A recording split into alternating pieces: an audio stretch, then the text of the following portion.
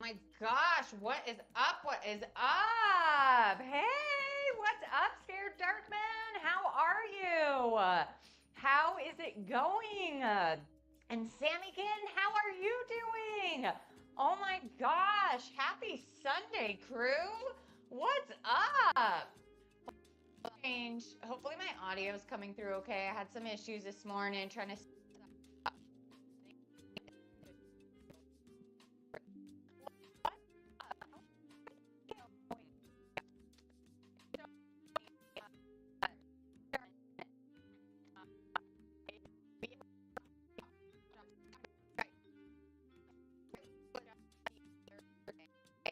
because what was it?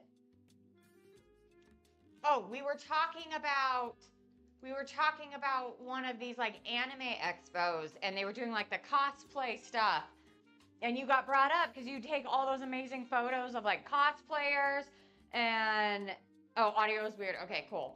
Um Oh, I'm glad I'm back. Okay, thank you, thank you. Oh my gosh, our Sager kicking it up with a subscription. I cannot believe it. Thank you, thank you, thank you. Let's get you on the board. Oh my gosh. That's amazing. Thank you. Ah, let me get you on the board here. I cannot believe it. Right out the gate. On Pride and Prejudice Day. Y'all, I didn't watch it or read it. I had to Google everything I did. But enjoy, no ads, enjoy the emotes. I'm so excited, thank you.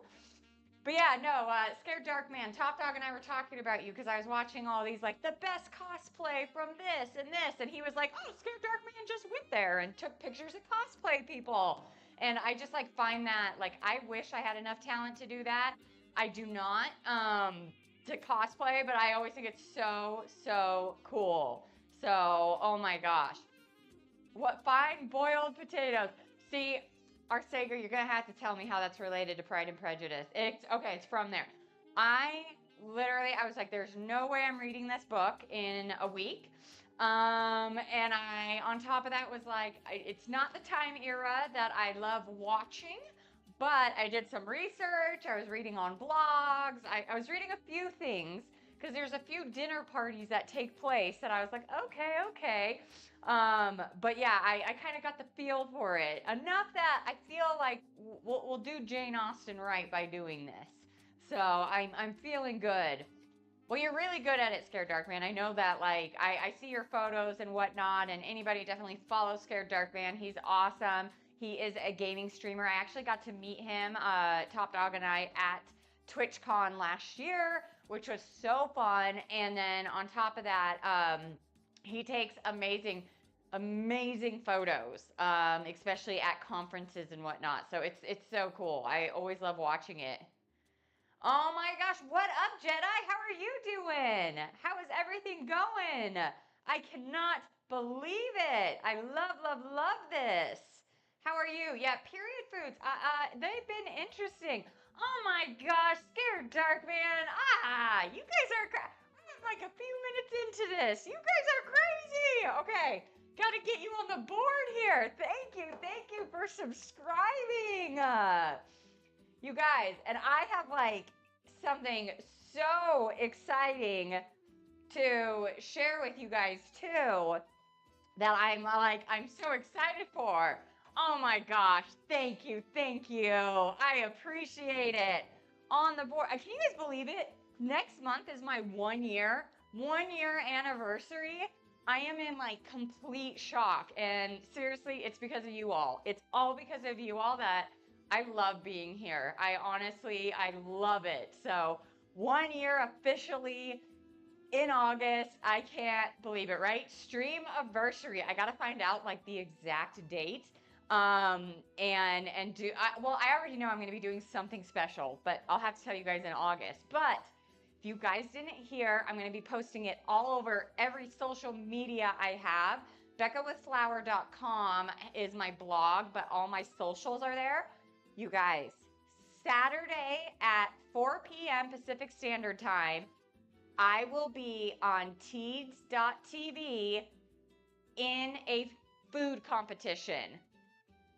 Oh, y'all have no idea how nervous and excited and scared. And oh my gosh, I can't believe it. I am going to be in a food competition on Twitch on Saturday. Yep, tastes like teeth. Oh, it's going to be, I can't believe it. I watched the last one to be like, okay, let me see, let me see. I don't know what's going to come out of this kitchen. It is wild, but I am so, so excited. I can't, I'll still be here Sunday, the day after. So I guarantee you guys, I'm not winning because I've seen who I'm going up against and they are amazing. I can't remember their names right now. I should have, but I can't remember them right now. But I watched a few of their streams lately and oh my gosh, I can't believe it. So Saturday, food competition. Come cheer me on. I can't believe it. What up, Master of Splits? How are you doing? Oh my gosh. I can't believe it. How you doing? Oh, Jedi, you got faith in me. You got faith. And if you guys were on the Discord at all, I think it was 2 days ago, Jedi full on. I am still, by the way, like jaw dropped.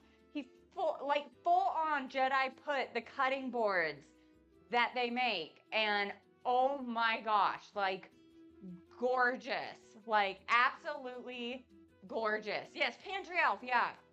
Yeah, the other one is, you guys, hold on. I got the picture. I have the ad because I saved it to my computer so I could like put it on all my socials. Cooking with Donuts, Donats, and then Pantry Elf, which like these people can cook. I don't know what I'm going to come up. Thankfully, Kanara is going to be one of the guest judge. Yes. Oh my gosh, such a juggernaut. I cannot believe it. And yet, okay, and I see, thank you, Master, for putting commands in. Y'all, I don't know why my commands are broken. I cannot figure it out. I actually have CloudBot open and I'm trying to watch like what happens because I cannot get these things to work for the life of me. I've redone all of them. I made sure they were active. I did everything. So I'm going to be on Wednesday. You guys know I'm going to do some crazy Wednesday stuff. So I 100% am going to see if I can get these things to work.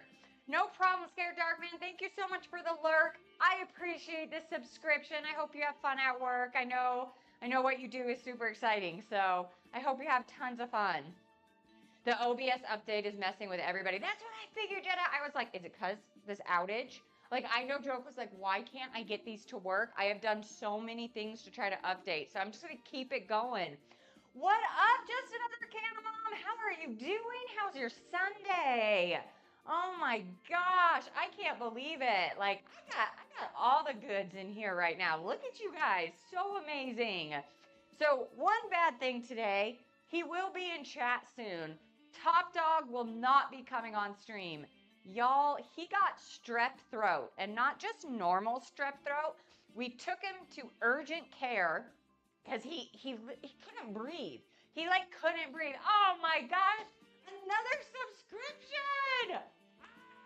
Rufio, thank you, thank you, thank you. You guys are killing it. I cannot believe it. Maybe I need to be doing more Pride and Prejudice. You guys must like it that much. Oh my gosh, enjoy all the emotes, no ads, Rufio. I appreciate it. Oh my gosh, y'all make me gonna cry.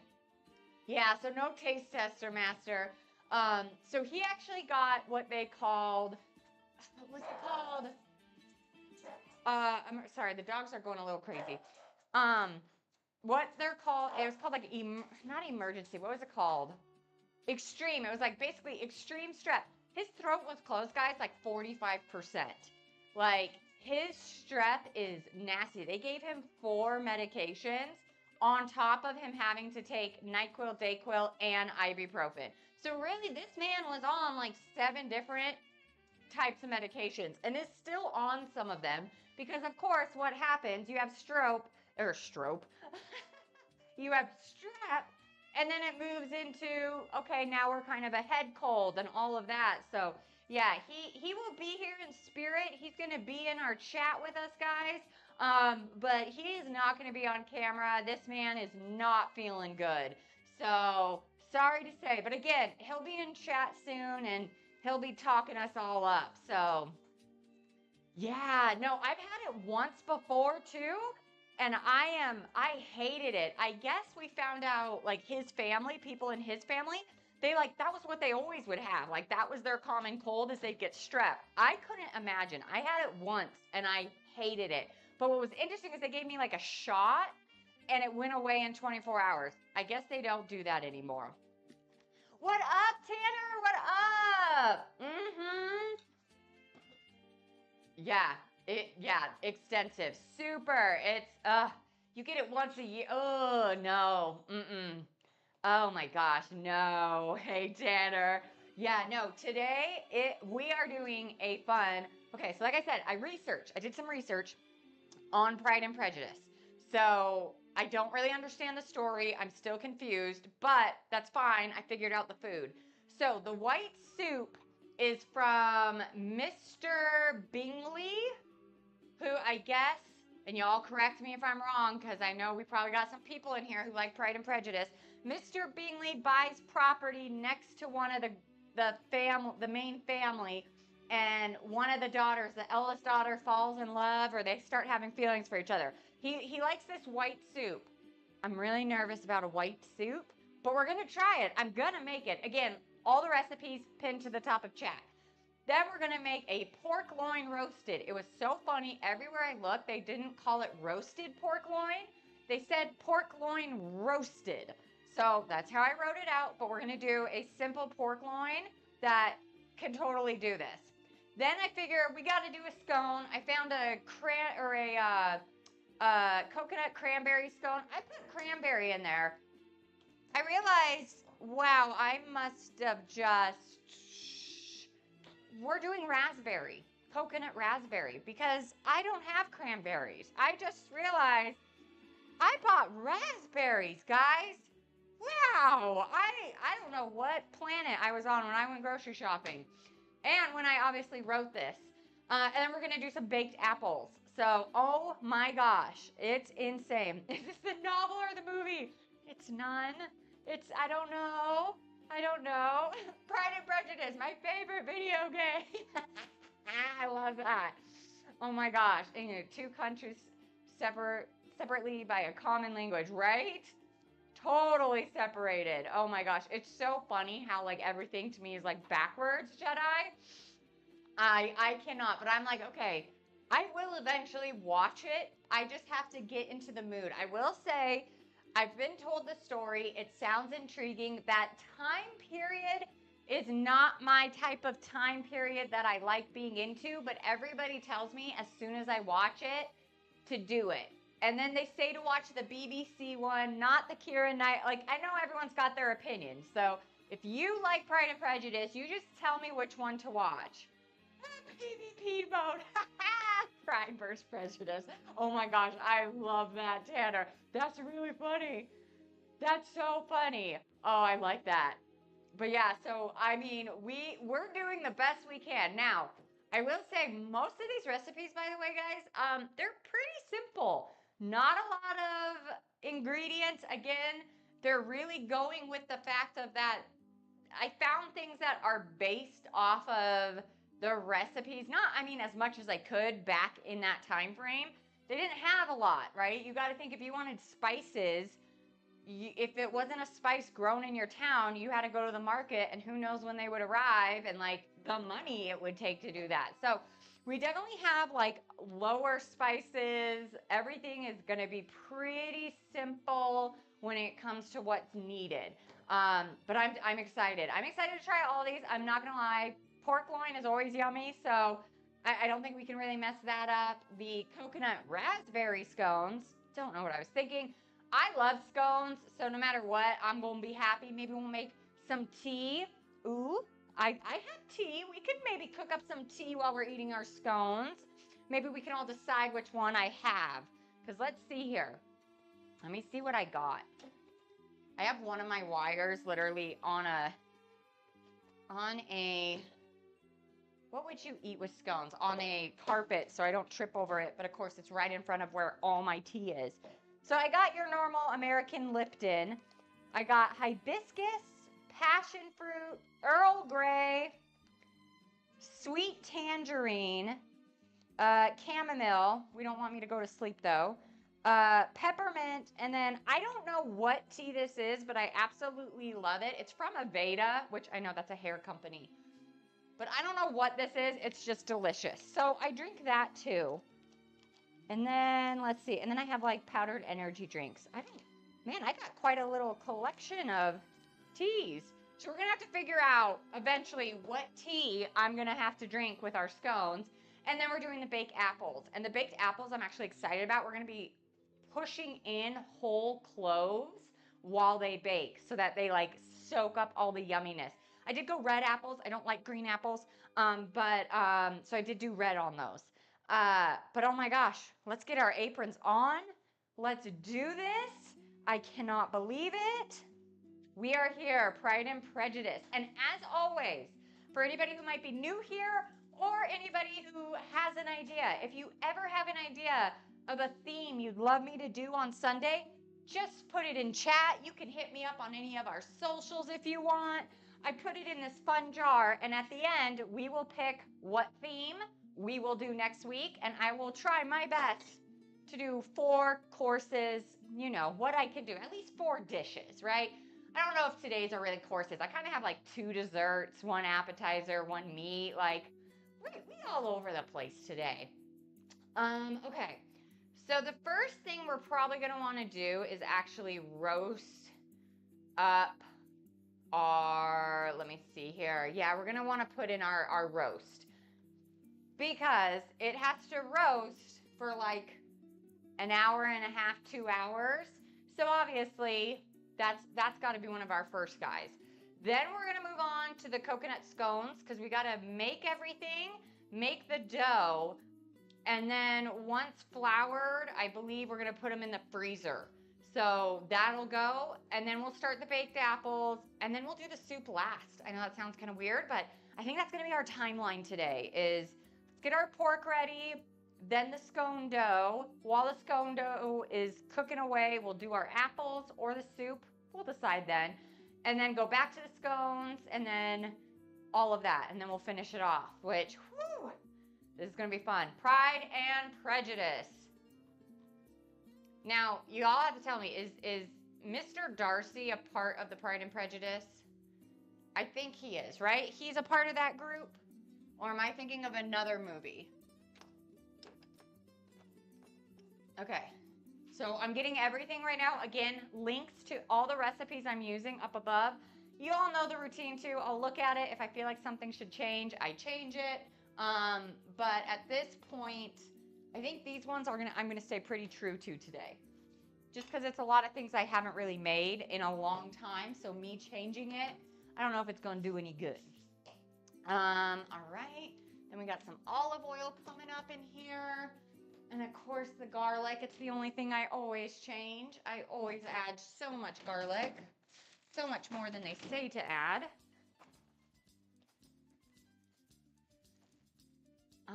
Okay, and let me make sure, because I was like, I don't need to buy garlic for once. I think I can finally use up all the garlic I have. I just want to make sure it's not used in the soup, and it's not. Okay. So this wants 3 cloves. So they really mean 5 cloves of garlic, I think. That's what I think they mean. 5 good old cloves. 1, 2, 3, 4. Oh, that's the rest of this garlic. Awesome. Finally, I'm ready to buy some new garlic. All right. So I'm just going to get everything together. All this is about to become is a rub on top. That's it. That's all this all is a rub on top for our pork loin. We're going to get a big old bowl here. So we're just going to put everything in this. Let's grab our measuring cups. All right. And our knives. I'm going to make sure to sharpen my knives this week because that cooking competition, I can't be having no dull knives. These are so flat that the knife's like not even getting into it. This is gonna be fun. Okay. Let's keep going.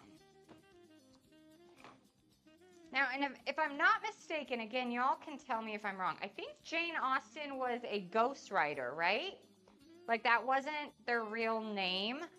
It was a ghostwriter. Or was that Emily Dickinson? I can't remember. I know some of them obviously had ghostwriters or ghostwriting names for that era. And I kind of remember the fact that one of those was a ghostwriter for somebody else, but I don't remember who it was. I should have probably looked that up, but it's okay. I'm not a history channel, so. All right, let's mince up this garlic here. As always, I love to chop things on boards that slide. So I'll just put that down.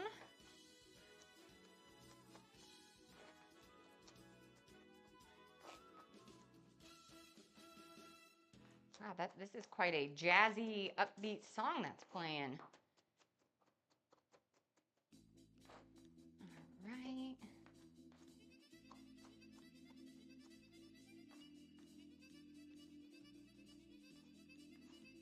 Here we go. And again, all recipes are pinned above to the chat. But this is us just doing all the goodness for what we're going to rub on the pork loin. I wonder too if this recipe is like, let it sit there for a minute. No, it just wants us to rub it on. Okay. Let's see here. And then, yeah, put it in 90 minutes. And then we have to turn it or baste it every 30 minutes. 90 minutes to 2 hours. The thermometer should read 145 degrees. Okay, easy. Interesting, they are cooking this in a cast iron. Maybe we'll do the same. I've never thought about cooking it in a cast iron, because then what they do is they take all the bits and stuff and they don't make a gravy out of it, but they use it as a little bit almost like an au jus. Okay. 1 tablespoon rosemary. Okay, this might be the easiest one to do. Okay. It says salt and pepper to taste. I hate that they do that because how do you know? You're not tasting it raw. So we're gonna put a good amount because 2 pounds of pork loin, we want a good amount of this stuff, right? Aw, thank you, Top Dog. Oh my gosh. Gifting a subscription. Thank you, and welcome, Jedi. Enjoy. You know what? Oh my gosh, thank you. We'll get you a little present, Top Dog, added to your name, and we'll get Jedi on the board.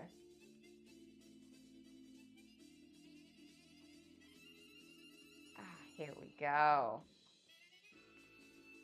There we go. We got the present. We got the name. And all the well wishes to you guys. Jedi, enjoy. Enjoy. All right. Let's put these back. And now I'm just going to kind of mix these up a bit.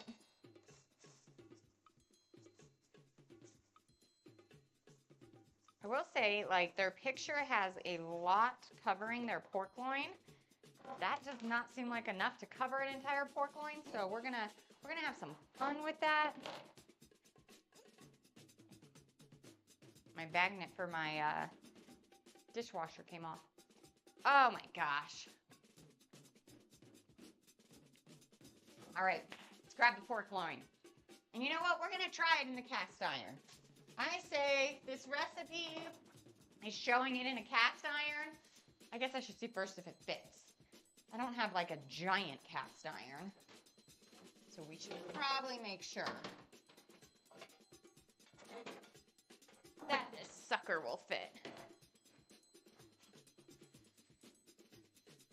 if it just like, yeah. Yeah, we got this. Perfection. All right. I'm going to cut him open. Get this pork loin going. I didn't think about this. Let me put some of the oil down here.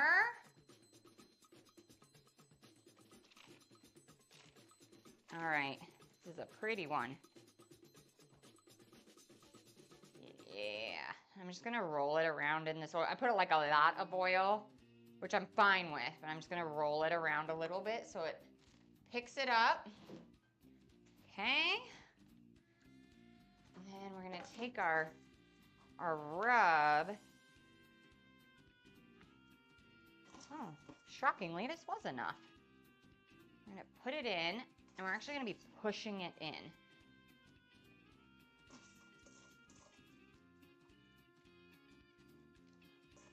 All right.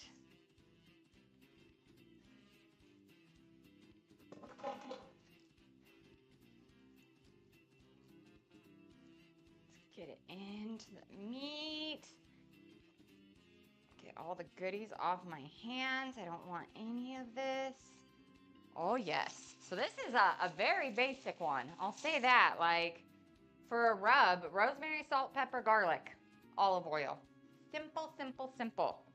All right, we're going to be putting this in the oven. I know an ad is starting.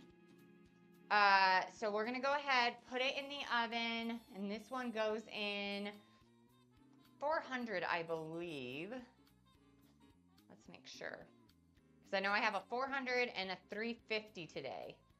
350. Okay, it looks like it's the 350 is actually what it does.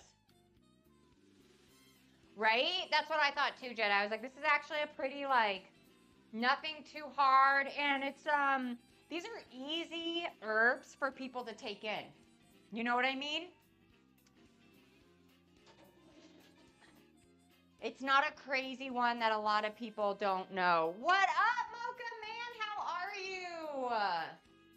Welcome. So I'm going to do 30 minutes on that, guys, just because I have to baste it. So we're going to do 30 minutes, see how it goes, do another 30, see how it goes, do another 30, and at the 90-minute mark, I'll check temp. But, oh my gosh, Mocha Man, what is up? How you doing today? How's your Sunday? Hopefully grand. Okay, now we move on, guys. We are going to now do, again, I don't know what was wrong with me, the coconut raspberry scones. Oh my gosh, just working and lurking. Oh, that's awesome. I hope your workday's going good. You know what? We're doing good. My weekend, honestly, I had one of those days today. I don't know if you guys have ever had these. It only comes every few months for me. But I just was like, I'm going to take a nap. I'm going to do nothing. Like, this weekend has been I mean, I've gotten a lot of things done, but it's just been a slow-moving weekend. But I love it. I absolutely love it. And it's going to be because I got to get ready, because I'm actually going to be in a food competition on Saturday, Teeds TV. So make sure on socials, guys, you follow me, because I'll give all the details out. But yeah, I honestly, for me, I'm just like, it's been a fun weekend of just chilling. And then work will be, you know, got work tomorrow and getting back to that and everything. So not bad. All right, so in a large bowl, we're going to put together flour, sugar, baking powder, salt. We're going to cut in the butter until we have a coarse crumbs. We could do this in a food processor or 2 knives. We might do it in a food processor, guys. Whisk the eggs, combine with coconut cream, add to the flour mixture, add the raspberries and coconut to the dough. The dough will be sticky. Then, on a well-floured surface, turn the sticky dough and knead very lightly until the raspberries are incorporated. Oh, okay. Then we want to roll them out for a biscuit cutter and then place in the freezer. And oh, wow, so we're really going to use all of our ingredients. There's nothing we're doing after the fact, so that's crazy. Yeah, it is good to have a relaxing weekend. Hopefully you have some relaxing days coming up yourself. But yeah, and guys, I cannot believe it too. Y'all know my next goal is 350 followers and then top dog. My husband, the lovely man, my moderator, he has to cook for us. And I think as of this morning, just like right before stream, I think I'm only 25 people away, maybe? Like, I cannot believe it. It might be 26. We're getting this close to top dog having to cook for us, guys, which that is going to be fun in itself. He won't be coming on stream today just because he's very sick, but we can get him to cook for us eventually. That's the goal in our lives. All right, let's go ahead. Let's grab all of the yummy things we're going to put in our scones. And if you've never made scones before, just know they are seriously like, I always call them like the trail mix of bread.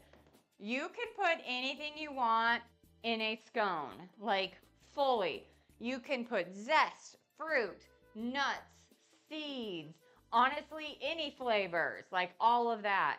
I know, Top Dog's gonna wish. He probably won't, honestly. It would be the day for him to taste test things he doesn't like, because he wouldn't even taste them with everything he has going on. Strep throat has not been fun for him at all. Okay, I'm getting my baking powder, so I'm right behind you all, just trying to find it. Here we go, baking powder. Oh, I know, right? We're gonna make sure to make that too. Okay, salt, which I just had. Here we go. Coconut cream. I actually was like, I'm not a coconut person, so it took me a minute to find it. Now, I will say the one thing, I just said it, I am not a coconut person. So I know that they are like, you can use a half cup of shredded coconut. I'm not doing that. I'm probably going to use a half cup of like pecans or something. I don't mind coconut cream and things, but the actual coconut, I am not a fan of. I can't do it. Sorry, guys. So I didn't add them in. That's one thing I had to take away from the recipe. But I will add something else in the meantime. Woo. Okay, I'm trying to get my eggs here. So we got our 2 eggs. Oh, somebody's talking. What ad has decided to go off? I don't know if you guys could hear that. Pat Nixon had a meatloaf recipe that Richard loved. Really? I didn't know that. Rubio, coconut everything. Man, I can't. I can't do coconut even. Yeah, no, I can't. I'm trying to think like even, no, there's nothing. Like I said, I can semi maybe do like coconut cream, or there's a really yummy coffee coconut creamer that I think's pretty tasty, but again, I have to have coffee with it. But I can't do anything else coconut. It's not in me. It's not in me. Okay, I'm gonna do some things out of whack here just to have it ready. So the eggs and the coconut cream actually have to be mixed together. So we're gonna do that first. We're doing it first. We even tried, we went to, because everybody, you have to try it fresh. You have to try it this way. Okay, I have officially tried coconut every way possible, even to the point we went to St. Lucia, we got a coconut off of the back of a guy's truck. We had them open it to sip the fresh coconut, and I could not almost swallow the milk that I had.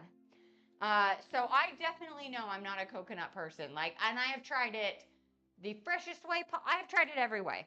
So we're just gonna live with it, and it's fine. It's one of the things I don't like, just like potatoes, and that's okay.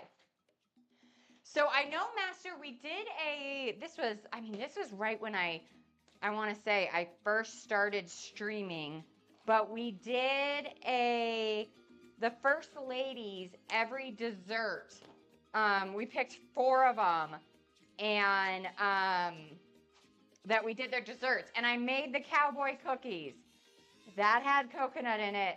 They weren't my favorite. If I didn't have the coconut in it, I would have been fine. I would have been a-okay. Like it's just that.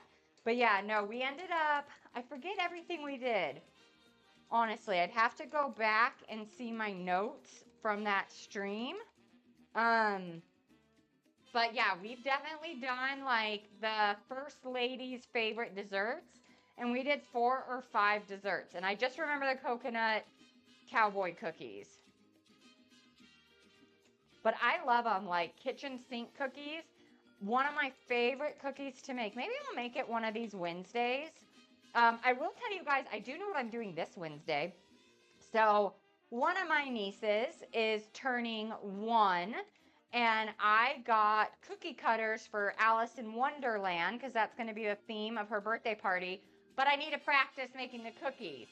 So we are 100% on Wednesday. I'm decorating cookies. Like, I'm going to have fun just decorating cookies. So that'll happen this Wednesday, just so you guys know. When did I make it? It would have been last year. Well, I think last year I would have been making these. Because, yeah, we did a whole thing on the first ladies. So, yeah. I think it was last year. It was like right when I became affiliate. I remember it being close to that. And I'm about to hit my year mark in August for that. So yeah, it would have been around there at some point. Okay. We're going to do all of our dry ingredients. Because then we also made, like, one of them had a chocolate pie or something. Barbara Bush has a chocolate chip. Ah, I should do that one. Oh, this is what I was saying. You guys, you know me. I'm a little bit out there. But I remember loving, I had, and now I've learned to make them, kitchen sink cookies. And it's got like M&Ms in it and chocolate chips, but it also has, I know it sounds weird, but it's delicious. It also has potato chips in the cookie. And it is like this sweet, salty, just, like when I make cookies, like chocolate chip cookies, I have over here, this is no joke, flaky salt. Because, and I'll show you guys, they're big flakes. I didn't get small flakes. Like, you guys can see, these are like pretty big flakes of salt. As soon as those cookies come out of the oven, I take it and sprinkle a bunch of salt on it because I think it's so deliciously yummy. Like, I love that sweet and salty combination. It's one of my favorites. So, for sure, like, chocolate chip cookie recipes. I make chocolate chip cookies. I don't know. You'd have to ask Top Dog. I make them a lot because I love that sweet salty. But then I love doing weird things in cookies that combine that. So I don't know if anyone else has ever had that in their life, but they're called usually kitchen sink cookies or trash cookies or something like that. I just call mine potato chip cookies. And I'll use different ones. I'll use like Pringles sometimes. That's if I'm really feeling bougie because those chips are expensive. All right. Just doing all of our dry ingredients right now.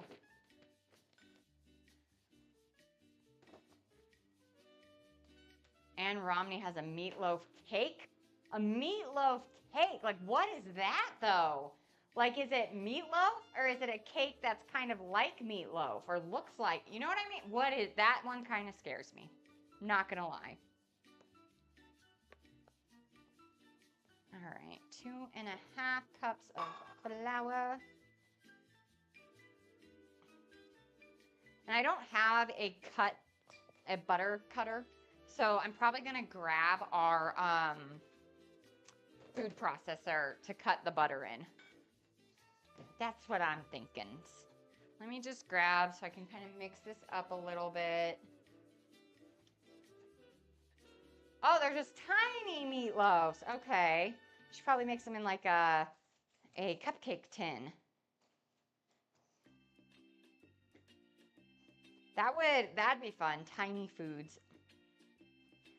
I love tiny food. Like, it makes me feel like I'm at a buffet and I get to eat. Because I'm that person, like dim sum and whatnot. Like, I love it because I get to have so many types of food. And that's my favorite thing in the world is if I don't have to commit to only one dish, if I can commit to like 15 dishes or 12 dishes where I can try a little of this and a little of that, I will 100% do that. That's how I like to eat, is that way. But obviously we go out to dinner, I'm not going to eat everybody's food. But it's like one of my things is I'm like, I just always, if someone is like, you want to try it? I almost always say yes, because I want to try it. Like, that's how I love eating, is just a little bit of everything. Okay, so I just kind of mix this up so that we're good. Let me go get my butter. Oh, okay, you're the same. Okay, good. I always feel so weird, like, when, like, I love going to places that it's like family style, where everybody orders and it's like a big plate. This is how I grew up, like, going to Chinese restaurants and it's family style. So everybody would get something they know they love, but then everyone shares the food. And it's like, it's the best way to figure out if you like something. Or here in Vegas, they have something, I'm sure it's in other places, I know it is because I've gone to them, but revolving sushi. So basically it's, you'll sit there and there's like a revolving thing that goes around everybody, and they have like one, maybe two or three types of sushi on a plate, and you grab it and you get to try it, and you basically, it's like $2 a plate at the end of your meal. But I love it because you get to try as much as you want, and you get to try the weird stuff that you're like, I don't know what this is, but if you don't like it, okay, whatever. Like, oh, it's the best. It is the absolute best. You like chicken fried steak with mashed potatoes and gravy. I know I've never had chicken fried steak. I don't really understand what it is either. Let me get the butter real quick, guys. It's in the fridge behind you. So let me grab it. Just got to get our butters. Oh man, we're running out of butter. That never happens here. Butter and garlic are like the only thing I do on this channel. This is our last butter. I'm going to have to put butter on my list. Exactly, Dragonfly. How are you doing though? I wish, I love buffets on a different level. I can't eat a whole bunch, so they're useless on me, but like, I love it. I love buffet. I mean, and I live in the land of them. I live in Las Vegas. There's a buffet on every corner here that you could go to. So I love it though. Okay, so this is a half cup of butter. You're good? Awesome. I am glad you're good. Yeah, we're definitely feeling it today with the heat. We're in a heat advisory. It's been hot. It's Vegas. It's the summer. But this week has been, I mean, I love the heat, and it's even been hot for me. I think yesterday where we are, we hit, I think 114, which isn't the highest we've hit. It's just those UVs, man. They get ya. Butter is like, oh, 100%. Besides Obama chili, are you going to make 3 more? I'm going to try. I'm going to try, Master. Maybe I'll finally make chicken fried steak. I don't know what that is, but maybe I should look it up and try making it. I'm going to put the butter in the fridge real quick just so it stays chill in case we need it. But yeah, no, I 100% between butter and garlic in my house. Like if I run out of butter, I must be like, were you sick? Did you forget something?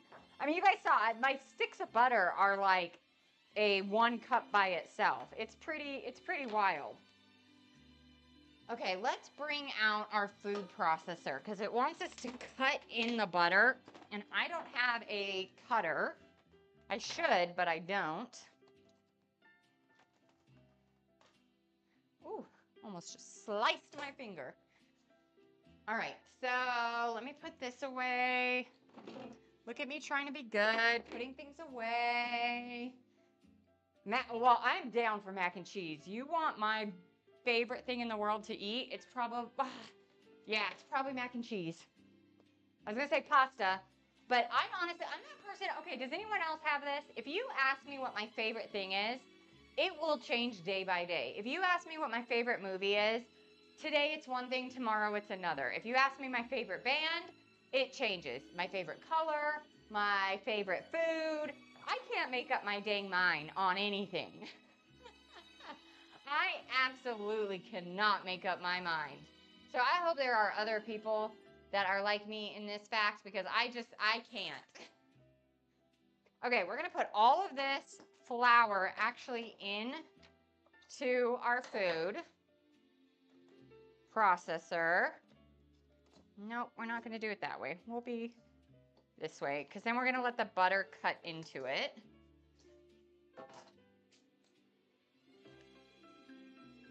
So you stuck to have, yeah, no, I am the worst at my favorites. Like, I got asked what my favorite food was, and I said pasta of any kind. Because in reality, that's probably what it is. Like, right now, I'm like, oh, mac and cheese. But then the next person who says something, I'm like, oh, this. Like, yeah, I cannot ever make up my mind. I got to figure out what I got to do like you, Mocha, and I got to figure out, like, what is just my go-to answer. What's your favorite band? Apple pie! Right? There you go. I love it. That's what I should do. Just make up things. Just, I don't know. That could be a band, though. I don't know. Homemade mac and cheese is amazing. Spent my life perfecting it. Oh, Emma Bell. That I have yet to perfect my mac and cheese when it comes to making from scratch. I am impressed. That's impressive. Oh my gosh, and welcome to today's stream. Hopefully you're having a good weekend. But yeah, no, I definitely like mac and cheese. To me, I have perfected how to make it from a box and make it taste so good that a lot of people, when they ask me to make mac and cheese, that's the one they want. But I am trying to learn to perfect it. I actually made one the other day that had very thin slices, a little bit of tomato in it, and I loved it. But I haven't perfected it yet, so I'm super impressed. Lasagna. But you do love it because right now it's crab legs. See? Oh, and those all sound so good. Oh, no, it's not like... I usually have to do mac and cheese. I have like a meat in it. I have to do a whole bunch of stuff to it to make it a meal, or it's just on the side. I'll agree though, but I've had some mac and cheeses that it's really heavy. Like, it's really heavy. Almost like, which one did I grow up with? Stouffer's? That one to me, I'm like, I can't do it. I think I'm going to have to, Master. We'll do Obama chili and Nancy Reagan's mac and cheese. I don't see it. I see it. It could be amazing. And I have had like crab in mac and cheese. Generally, if I go to someplace and they have crab with like a mac and cheese or a lobster mac and cheese, I almost always get it because I really love it. You put toppings on it and break it with a side dish. Okay. Oh, see, that's awesome. That's really good, Emma Bell. Yeah. It's the toppings, man, that can make or break a mac and cheese. Go with a fork. How do you eat that? With a fork? You perfected a gluten-free lasagna that my full gluten husband loves and approves. Woo, Rufio! Oh, that's cool. Okay, so I am working on lasagna. It's so funny. Like, I love mac and cheese, but I'm trying to perfect my lasagna right now. You guys remember I told you, I think last week, it's too runny. My sauce is too runny, so I'm figuring out, like, how to make it less runny. Rufio, with the sauce, do you add stuff to it? Like, do you use a jarred sauce that you're like, it's just the best, you don't have to do anything to it? Do you add meat to it? Like, I would really love to know. Because I'm sure then the gluten part is probably the noodles, right? Like, that's the only part you have to worry about being gluten. Add lots of meat. Okay, okay. I can do that. I can for sure do that. You can make Rudo Wilson's chicken salad sandwiches. That wouldn't be too bad, Master. I actually love chicken salad. I like any. I like tuna salad, chicken salad, egg salad. Like, I love any of those kinds of sandwiches. Honestly, what was it? We made the Coronation chicken salad weeks ago. I actually made it again the other day because that's how much I liked it. I told you guys I really loved it. I made it for lunch the other day and ate it. Yes, the noodles. Okay. That's awesome though that they have so many gluten-free options out there now. Because I know for so long it was like if you were gluten-free, like you just had to do it. At least it's a butter knife. It's not even a real knife because I would do this with a real knife. I'm all trying to be family friendly and I'm wheeling a knife. So there's 3. The 4th one. So the 4th one's got to be a dessert. I got to figure out a dessert. So I have the chicken sandwiches. I have the chili. Oh no, we're doing, the mac and cheese. We got to find a really good dessert. I think that's the last one. And if y'all are wondering why do I have a knife and I'm about to stick it into my food processor, probably 8 months ago, my food processor, I just broke it. I broke a piece off, so I have to put a knife in it to hold it down. We be fixing things and trying to make it work. Once I can buy a new one, I will. But we're just cutting butter, so. All right. Well, I promise I'm safe, guys. Somewhat. Don't try this at home. I have to see the piece. Okay. Let's cut some butters.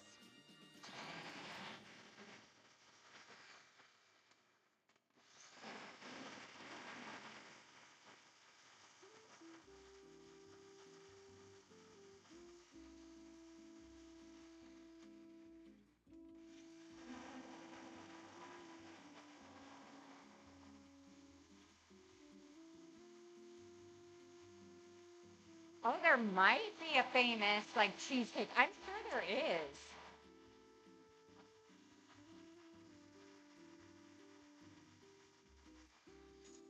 I feel like cheesecake. There's got to be a famous First Lady cheesecake or something like that.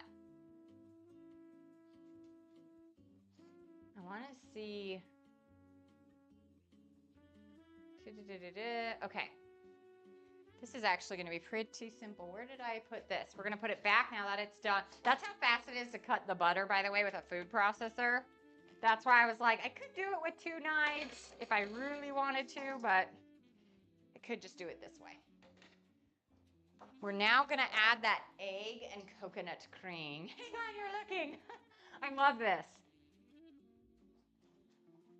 We're just doing this with my hands because why not?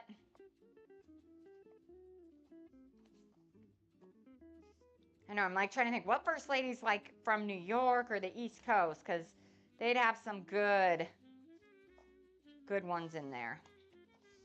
Ooh, I will say this smells really good with that coconut cream. Ooh. Yep, they said it was going to be sticky. It's sticky. All right. From here, I'm literally going to leave the goopiness on me because then I'm going to grab those raspberries. Coconut and rice pudding. Oh, interesting. My mom loves rice pudding. She makes it a lot. I would eat all these raspberries. So how much am I supposed? Oh, only a cup. I only need a cup of these. That means like more for me to chow down on. I love raspberries. Okay.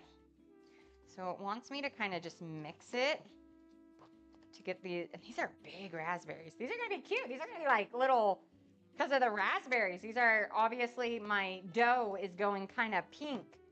These would be really good for like Valentine's Day. Could you imagine little heart-shaped scones for Valentine's Day? Little raspberry scones. I mean, for me, it'd be great. Top Dog would care less, but I need to make him a heart-shaped pizza. That he'll love. They are not kidding with how sticky this dough is. Woo! Okay. So I got all that. I got to flour down this, and then we're going to... Okay. Here we go. The dough is a sticky, but we did everything that it said to, so I know I'm good. We added a teeny... Oh, you know what? I need to do my almonds. Or pecans, or what do I feel like? Let me just grab in here and see what I got. We got pecans. This is for me. I wouldn't put these in if Top Dog was eating them. Yeah, First Lady dessert. I think that would be fun. master. If there's one you think that would go good. Baked apples with raisins, almond, and vanilla. Ooh, that sounds good. Yeah, our baked apples today are quite, they're pretty simple. It's not too hard of a recipe today. Let me move that. I'm just gonna do this with, kind of fold it in. So I'm using pecans instead of coconut. But it'll still have that good coconut creaminess because of the cream. Duh. All right. Let's fold this in. Yeah, I love like fruit desserts. I made one on stream. Again, this, I don't remember how long ago it was, but we did a poached pear in wine, and I was like, oh, this is gonna be interesting. I like loved it. Loved it. And now for like everything else, I'm like any kind of fruit, like I'll make it maybe one Wednesday or maybe one stream I'll make it. I do an amazing crock pot cobbler that's so easy to make. Everybody who has it wants the recipe, which I am more than happy because it's so easy to give away. And you just change what fruit you want in it. But like fruit desserts to me are so good, like so good. So that baked apple, Tanner, that sounds amazing. All right, we have an ad coming up, just so anyone knows. So I am going to go ahead and get some flour out here. We're going to roll the dough in the flour and cut it and then freeze it. But first we put cinnamon and sugar on top of the dome. What the heck? Like on top of the scone, not the dome. So, and I don't know what they mean by cut it either. Maybe we just do round ones? I'm not used to scones being round though. We'll figure it out, guys. We're gonna figure this out. Let me see. I'm grabbing my cutters that I do have, if I can find them. I always put them somewhere else every time I put them away. You know what? We're gonna just do it by hand.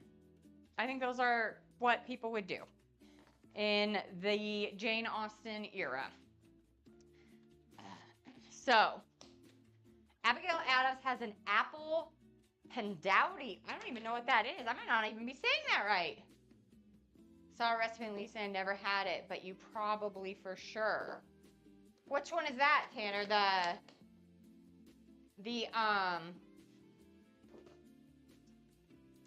one that Master's talking about, or a different one? Okay, I gotta baste.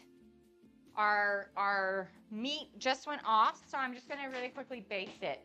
Oh, monkey bread, yes. I will actually tell you all a little fun thing about some monkey bread. I love monkey bread. I think it's so good. Okay, I'm just gonna baste this. A lot of juices. If you're wondering, like I know you can't see me, when it says to like pull it out and baste it, all those juices that are at the bottom of the pan, ow, just burnt myself. All that means is you take a spoon, and all I'm doing is taking the spoon and pouring it all on top until all of it goes. That's it. That's what it means by like to baste it. Just means to add more liquid to the top to keep it nice and moist. If you're like, if it doesn't have a lot of liquid, you can always go in, add a broth or a water, or even like take little pieces of butter and just stick it on top and let it slowly melt. One of the best things, and some people are it's harder to find. You usually have to go to a chef's store, but one of the best things to use as fat is duck fat. It lasts so long and it's got a high burn point, so you're not gonna burn it. I mean, it's amazing. It's amazing. So if you need some duck fat, guys. Fine. So monkey bread. What I was going to say about monkey bread. So monkey bread is definitely a big deal. And in America, like a lot of people love monkey bread because it's like pull apart. What's funny is I grew up in a house. My dad would make these Christmas rolls every Christmas. And It was basically monkey bread, but I grew up with them being Christmas rolls before they were made into monkey bread. And he did some special stuff to his rolls to make them even more amazing. Like he would add butterscotch pudding mixture to them. He would do just all this amazing stuff to these rolls. Pecans, brown sugar and butter, like just all this good things. And so now it's funny, I might need to share that recipe with you all and we'll make it like monkey bread. Because ours was just a giant bundt cake, basically, of rolls that would come together and form this great bread and you'd slice it off. Where monkey bread is just little rolls stacked together so you can like pull and eat. It's so good.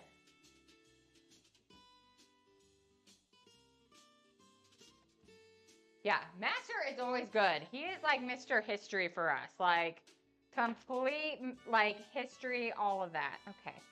These are really sticky. I don't know why they said such less butter, but that's fine. I'm not used to scones being this sticky of a bread, but we're following their recipe, so we'll see what happens. Okay. So I'm just gonna like take more. It's like sticking so bad that I can't do anything with it. So let me get my, what up? Hello, Electrifying Radio. Right, no, I agree. Monkey bread is so good. I'll make it one time for you guys, and I'll make it the way I know how to with the butterscotch and all of that. So good. Almost like pizza bread. Pizza bread. You guys are getting me. TV, how are you doing? If you guys, I know I talked about it earlier. Saturday, my time, Pacific Standard, 4 p.m. It is going to be host on TV for the cooking competition. You all got to come cheer us all on. I'm up against some good people, too. I did a little bit of cyber stalking, so it's definitely going to be fun. I, for one, cannot wait. It's going to be so fun. All right, I'm just grabbing my mats. We're going to freeze them. Jackie Kennedy's. So that is what we made, Master. That was the other one we made. We actually did this strawberry. It was really good. I can definitely make it again, though. It was so fun. Like, it was shockingly, like, I was like, this is pretty good. Like, this is pretty delicious. And Princess Grace, by the way, like, if you guys don't know who Princess Grace is, like, her movies in Hollywood are iconic for me. Just a little. Right? I know, it was, I'm not kidding you, it was right when I had first started. Sorry, I'm going to grab something to cut into this a teeny bit. I had just started being an affiliate when I did these. And like I said, I'm about to hit my 1-year mark of affiliate, so. This is so sticky of a scone. Yeah, it was so good, though. We're going to make these scones just round, because this lady's recipe is crazy. I've never had a scone recipe like this, so this will be fun. I can make it again. I definitely don't mind. I enjoy, like I said, I love fruit desserts, so it's fun for me. Yeah, these scones, I don't know how these things are going to turn out. Like I said, guys, we try people's recipes. We see if it actually works. But yeah, I am so excited this week. So, to give you all a recap, Wednesday, I'm going to be doing, because I know I talked to you guys about bringing back Wednesday. So, I'm bringing it back. I need to do some practicing. I got to do some fun cookies. And I got to make sure they look great. They are for my niece. So, we got to make sure these cookies are looking grand. And then, Saturday, 4 p.m., we're going to be in the food competition. So I cannot wait for that.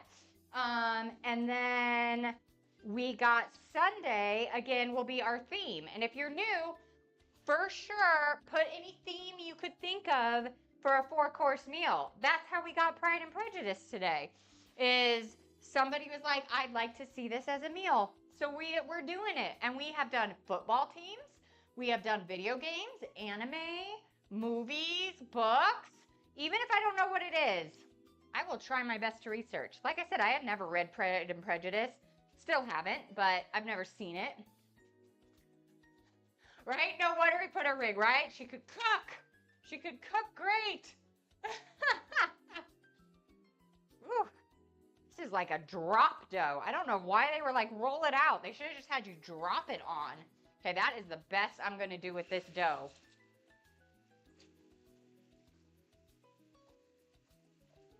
No, I love it. I love seeing like these old, especially the 50s and 40s, doing recipes that are like that. I think it's so fun to see what was used. Or like, I know for my dad, he was like, he loved his mom's, so my grandmother, he loved her lemon cake. Yeah, it was like pure shortening, basically. So, of course you'd love it. Like all that fat and flavor. Of course, right? Who wouldn't love that? Okay, we are now at the point, what are we doing? Putting these in the freezer.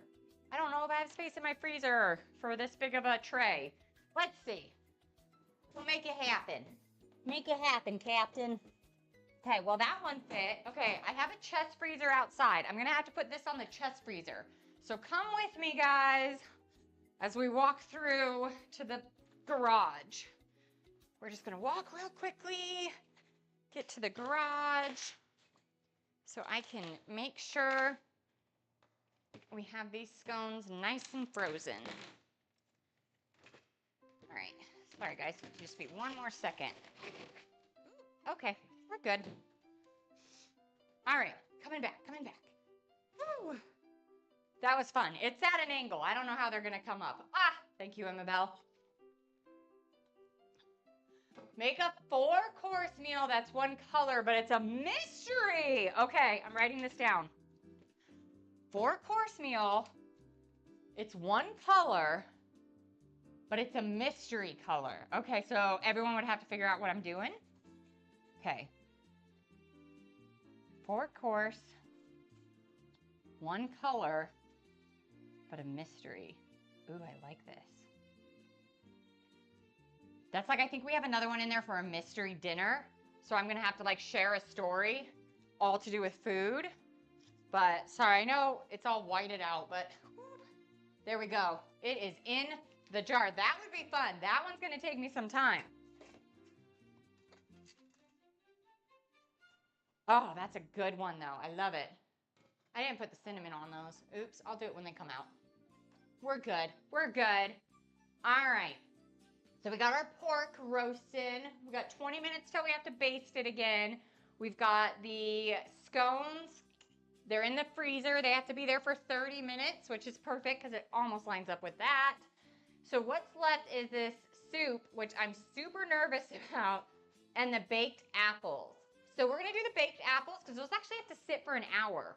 So we're on to baked apples, guys. And again, all the recipes I'm using from the blogs and whatnot today are linked above. Like I said, I changed some of it. So when you watch me, if you're like, that's not what they did, I try to tell you guys when I make changes. I try. All right, apple time. So this is a 400-degree Fahrenheit. We are gonna cut apples, and let's see here. We're gonna put them, the sugar, we're gonna put red wine on top of them, and then put cloves in them, and then bake, and that's it. Y'all, this might be the easiest recipe yet today. Oh my gosh. That's it? That's all I gotta do? I even bought lemons because I was like, I'm probably gonna have to use lemons. No, I don't have to. Not at all. Okay, let me get the red wine real quick so we can have that ready. All right, you guys are just coming with me to my pantry. I hope I have some red wine. Oh, you know what? I'll use some. I know I got some. I got some somewhere. Please tell me I didn't forget the red wine. Huh. Well, we'll figure this out. I have one more place I can kind of look. I honestly was like, I've got that. I don't need to buy it. Maybe we put something else in there then. Let's see. We got whiskey we could do. I mean, that's not like red wine at all. Gin, tequila. Make some tequila apples, guys. Let's see here. No vermouth. Okay, let me look one more time. Because then I'm going to have to, maybe we do them with white wine instead. Usually you don't want to do that with the fruit. But let me make sure I don't have red wine hiding. Ah, I found it. I was like, I knew I have some. Okay. I buy the little bottles to cook with because I'll use an entire little bottle and I don't have to worry about it. No problem, Tanner. You have a great rest of your evening. I know you're going to go to bed. I hope you sleep well. Feel free. Again, I'll be back on Wednesday and then Saturday for food competition. And we're going to, for sure, monkey bread out. We're going to do it together. Night. Okay. Let me just grab a little half teaspoon here, just so I can pour out everything. Oh my gosh, this is so good. This is going to be the easiest dessert ever. So if it truly is this easy, I cannot wait, because I love it. If I can put something in an oven and have it be this easy of a dessert and it's amazing, like, hello.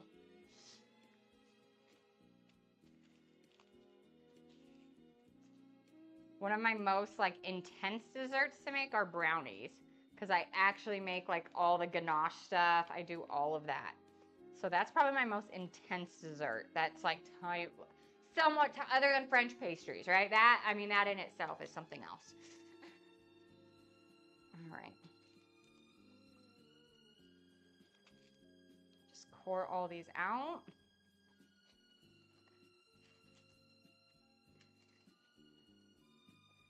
And we're just going to put this in a roasting pan. Because it doesn't want me to pour, it just wants me to take a little bit out. So it's not going to hold a ton of liquid or anything like that. So this is actually pretty good. It's going to be a pretty good thing. All right.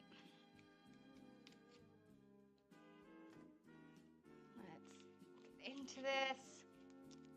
There are a lot of apples. All right. All right. Woo. Okay. Let's crash this. There we go. All right, let's get that roasting pan. And I think I just need my small one. Where is it? Here it is. Nothing too crazy. Pretty simple. Honestly, it is. Oh, see, this is why I knew. Peel from one lemon. I was like, I know I needed a lemon. Let's get my peeling knife. Everyone, say your prayers that I do not cut myself with this thing. This is the only knife I usually cut myself with. And it's meant to actually...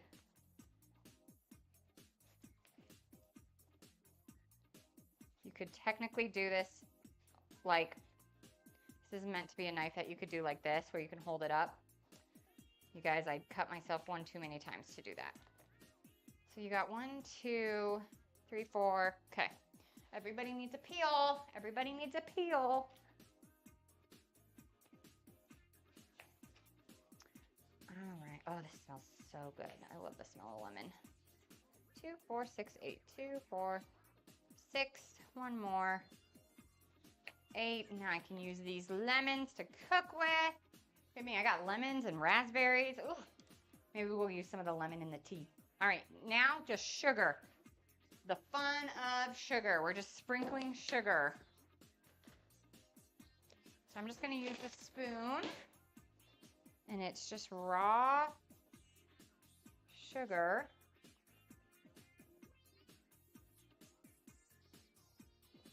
Guys, this is simple.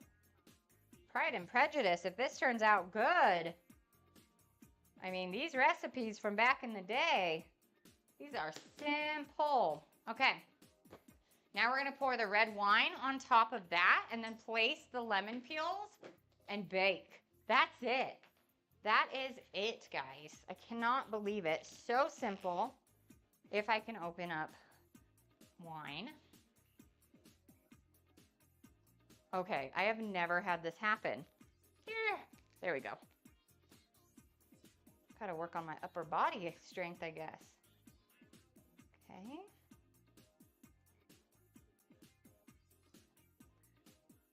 Obviously, as it's cooking and like roasting, we're gonna have a lot of juices coming out.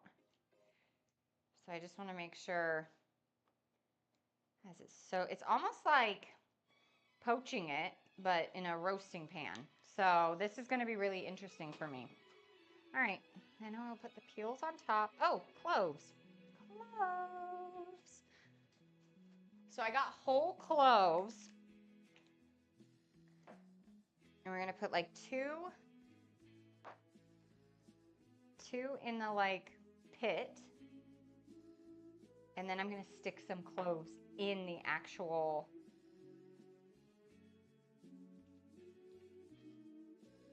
apple as I'm like not talking. I'm going to stick it somewhere, guys.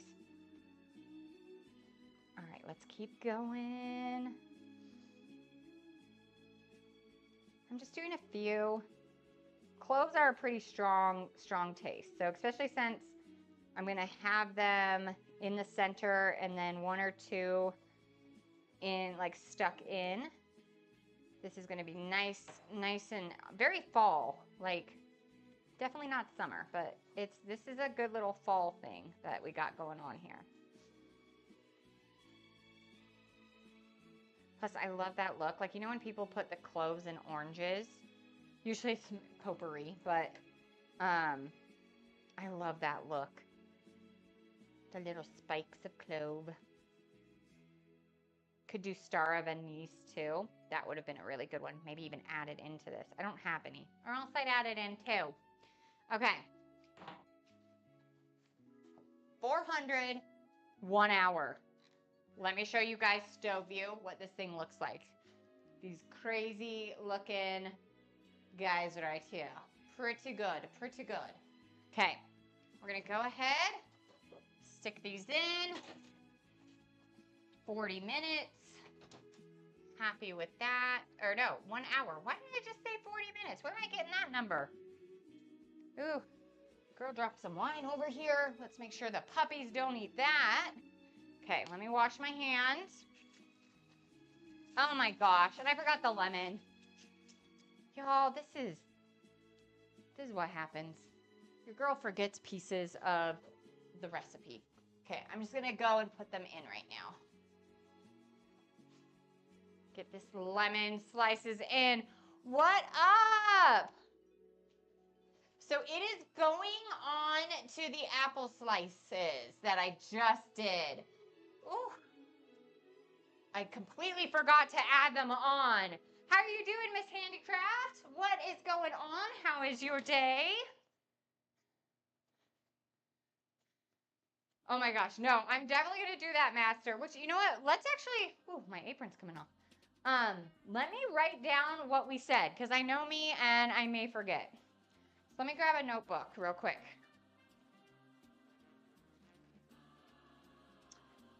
And if you want, Miss Handy, I can pull it out because I just put it in.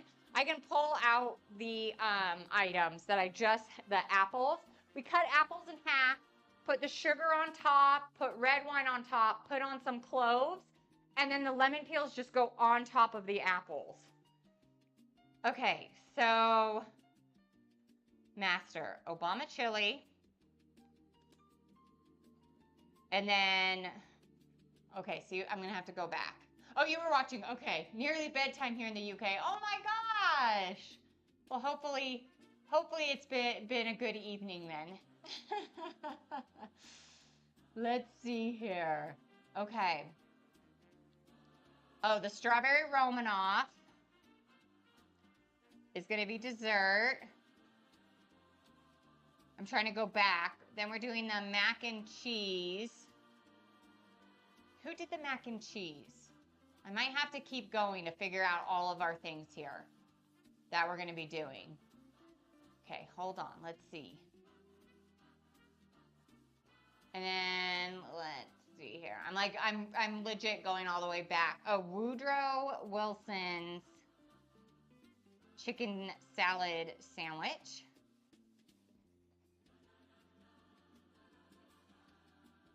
And then the mac and cheese. That's the only one I got to figure. Oh, Nancy Reagan. Okay. Oh my gosh, look at you doing it. I'm all like scrolling like, let me find it. Let me find it. Okay, I got it. Mac and cheese is you. Exactly, Emmabelle. We're going to do Emmabelle's mac and cheese. I'm gonna just take my stream when it's mac and cheese time and turn it over to you. Master did the presidential ones. Nice. I love it. Oh my gosh. Yeah, Emmabelle, you're going to have to make that on stream and tell me because I would love to see it. Like, again, I have yet to perfect mac and cheese and I love it. And I love all mac and cheese, by the way, guys. Like, the yellow cheese, the white cheese, like all mac and cheeses. Nancy Reagan would, of course, be the same since Ronald loved it, right? Exactly. Exactly. Okay, guys, this is the part I'm most scared about. I'm not even gonna lie. A white soup. That's all this is called, is a white soup. And it concerns me a bit. Not a lot, but just a little bit. So we're gonna be doing beef stock, blanched almonds, white bread, egg yolk, heavy cream, sour cream or milk. I don't know which one I'm going to do. What do you guys think I should do? Salt, pepper, lemon juice, cayenne pepper to taste, and then toasted almonds if you feel like it to garnish. This is a very odd soup. Has anyone had this kind of soup before? I've never, like, to me, this is just like a... I don't know if it's going to taste like anything. Like, it's very weird. It almost feels like a bechamel type soup in soup form. Because we're going to put the almonds and bread into a food processor, which, oh, yay, good thing we have our food processor out. We're going to add the stock and make a paste out of it with what we did in our food processor. Then we're going to use we're going to try to strain it as much as we can, which is, again, so weird. Then we're going to beat in an egg yolk with all the dairy ingredients and add that to the soup. And from there, I guess we heat it up at that point. It's like not really telling me. Like, it says reheat the soup, but you never told me when to heat the soup. Hour or two and we'll approve it. So we just... Okay. This is a weird soup, guys. The dairy ingredients are heavy cream, sour cream, or milk. I have to choose one of the two. With heavy cream, I feel like this needs flavor, so I almost want to do sour cream, because at least there's something that's a little different, where if you did milk with heavy cream, I mean, I have whole milk, and I have 2%, but with the heavy cream in there, that's all going to taste the same. So I feel like I need to do sour cream just to give it a little something. You know what I mean? Because this is a weird one. I'm a little scared. I'm a little scared of this soup and it's not because it's like what I see. Like I'm sure it'll taste good, but it seems so bland. Like I'm probably gonna have to put so much. It wants salt, pepper, lemon juice, and cayenne pepper to taste. So that again is really interesting to me. I'm probably going to be putting so much of that in to make it taste like that. Milk then. Back in the day, UK wouldn't have. Oh, that's good to know, Miss Handy. Okay, we're going to do that. And a whole lot of salt. That's what I figured. A lot of salt and pepper to really make these flavors. Because the only flavored thing in here is really the beef stock, right? Like that, it's got a beef stock. And then it has the almonds. But once you put that with the white bread... Like this is an interesting one. This is really, really interesting. So I actually made bread the other day. So we're going to use that as our bread with the food processor. And let me really quickly. And they have it for me to weigh everything, and I'm going to be doing half portions just because, again, it's just me. So I don't need a whole stock of soup. So let's get the scale out so I can weigh everything. And that way we know we're good to go. Sounds like watered down bread sauce that you have at Christmas. Oh, I've never even heard of that. Okay. Yeah, this was like one of the only dishes truly mentioned in Pride and Prejudice was their white soup. And all of them were like variations of the one I found. Some of them have like a little bit more spice in them. Some of them had something else. Some of them were legit like you get the broth, you make the broth yourself, you do all of that. So that's really interesting, Miss Handy. Like I had no idea. I'm gonna have to look this up. Okay, so I know an ad is popping up here in the next minute, so I am just going to be basically just measuring. And again, recipes all above, so let's just measure and get this going.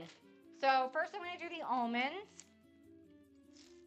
which it wants 2 ounces. Again, I'm doing a half, so I'm just going to do 1. Okay, 1 ounce, and I'm sticking it in my food processor just so we can have that good to go. Now we'll get the bread, because the bread's gonna go in there too, but it wants no crusts. No crust bread. Oh, I thought I had my bread. It looks like I might have eaten it all. So, of course. So now this, we're gonna use the bread we have. Let me just get it out real quick. Okay. I don't know. It wants 10 ounces without crust. So obviously the end piece is out of question.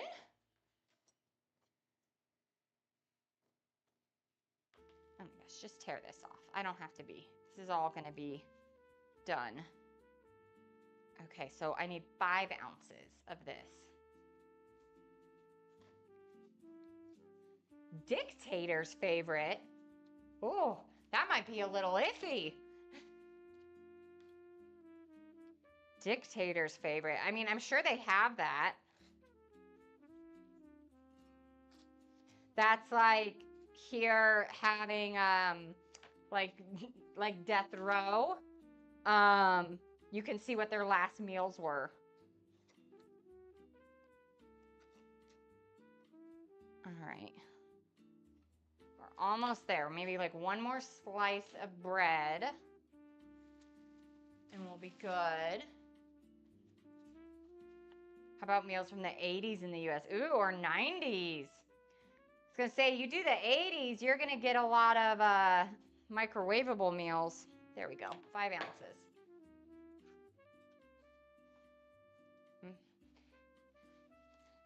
It would be fun. You know what would be fun to do, though, is definitely like 40s, 50s, doing their recipes, because everything, you know, had to be homemade and, you know, it was a lot different types of food. So maybe doing some eras. I'm going to put this down. We're going to do some eras. So we think, what, 80s and 90s are a good era. Let me write these down. Put them in our jar here. All right. Here we go. We got the 80s, the 90s, and now. Okay. We got 90s. And I'll do it. I'll do, oh, okay. Bread sauce is a poached onion and milk with clove, bay leaf, nutmeg, then strain. Add breadcrumbs until thick.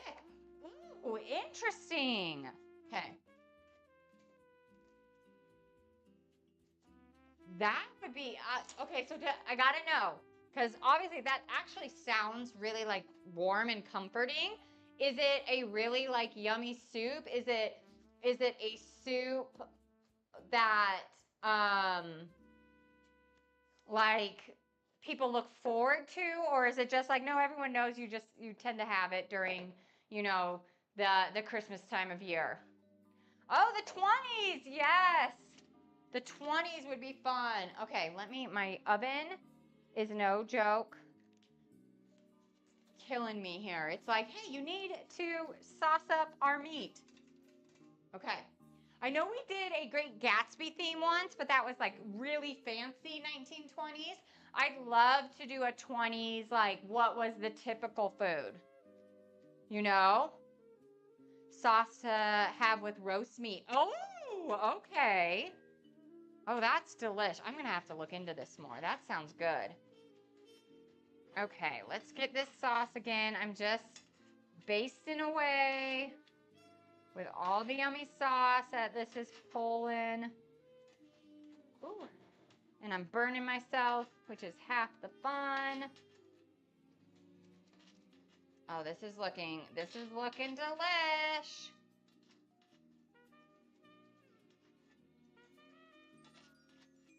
We definitely got a good little pork loin roast going on here.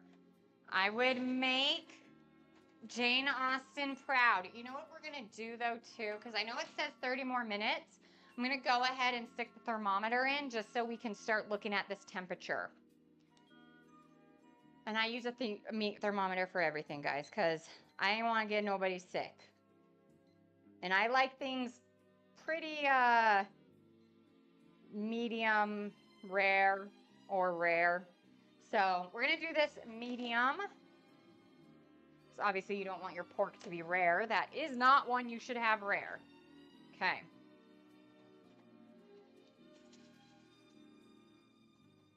Stick it in there. Woo. Okay. So right now it's got to get to 71 degrees Celsius. Right now it's at 63, which is good. That's good. We're doing good. Oh my gosh, it's midnight. Thank you, Miss Handy, so much. I appreciate you coming.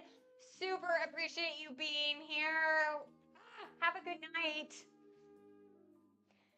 Italian meatballs, Waldorf chicken salad, chicken a la king, pineapple upside down cake. Those are just a few of what? Wait, what did I miss? I missed something. Master, what is that from? Because honestly, that sounds amazing. Is that all the 20s? Is that what that's from? Because it sounds amazing. It sounds amazing. I love pineapple upside down cake. I love it. Again, me. Oh, dishes from the 20s. Okay, that's what I thought. Again, me and fruit and desserts. I'm on it with that. Our scones. I gotta get our scones in. We'll do this first. We'll do this first. This is fine first. That would be some really good ones, though. I know we've made the Waldorf salad. I forget why we made it.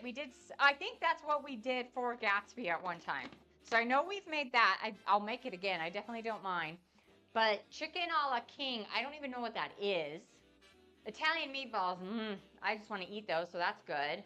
And then upside down cake. Like, hello, amazing. All right, we're going to just get these all going.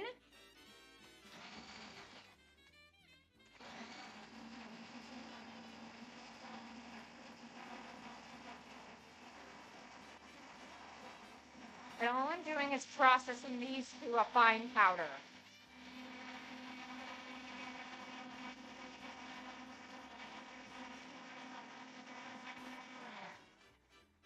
Nope, not yet.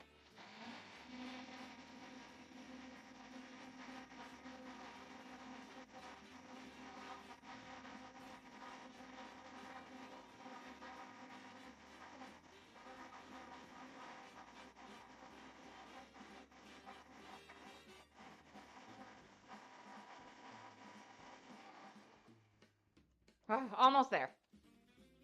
I don't know how loud this is in your ears, so I'm not talking because it's very loud to me. Okay, come on.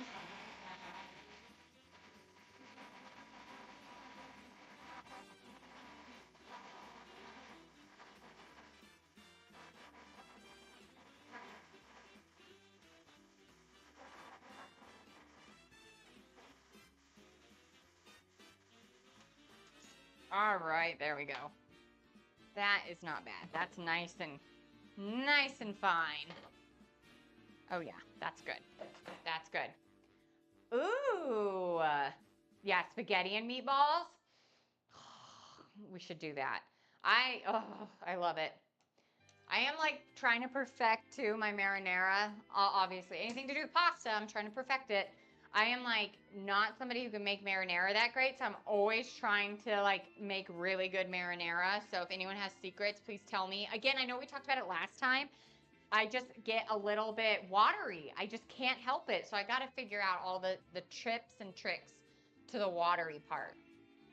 All right, this is now paste time. This is so weird. So actually, what we're gonna do is scones. We're gonna grab our scones because they've been in the freezer for a bit. So we're gonna do our scones, and I wanna make sure 400 degrees, so it's in the same thing that our apples are in. Perfect, we can do this. And then about 20 minutes. You know what I'm gonna do? The apples are done in 40. We're gonna wait. When that hits the 20-minute, like 23-minute mark, that's when we're gonna go ahead and put the scones in. So we're gonna let them be cold a little longer, just so things somewhat come out at the same time. Because let's see, our roast is about 5 degrees from being done, which again, 5 degrees when it's bigger. But, so that'll be done. So yeah, we're gonna just keep on our soup, our weird soup. Not weird. If somebody eats this, it's not weird. It's unique. It's different to me. So I gotta find my love for it. I hate saying people's food's weird. It's not. It's just, it's what they eat. So it's not weird to them. So it doesn't need to be weird to me. By the way, history was changed today or altered. Oh, are you talking about,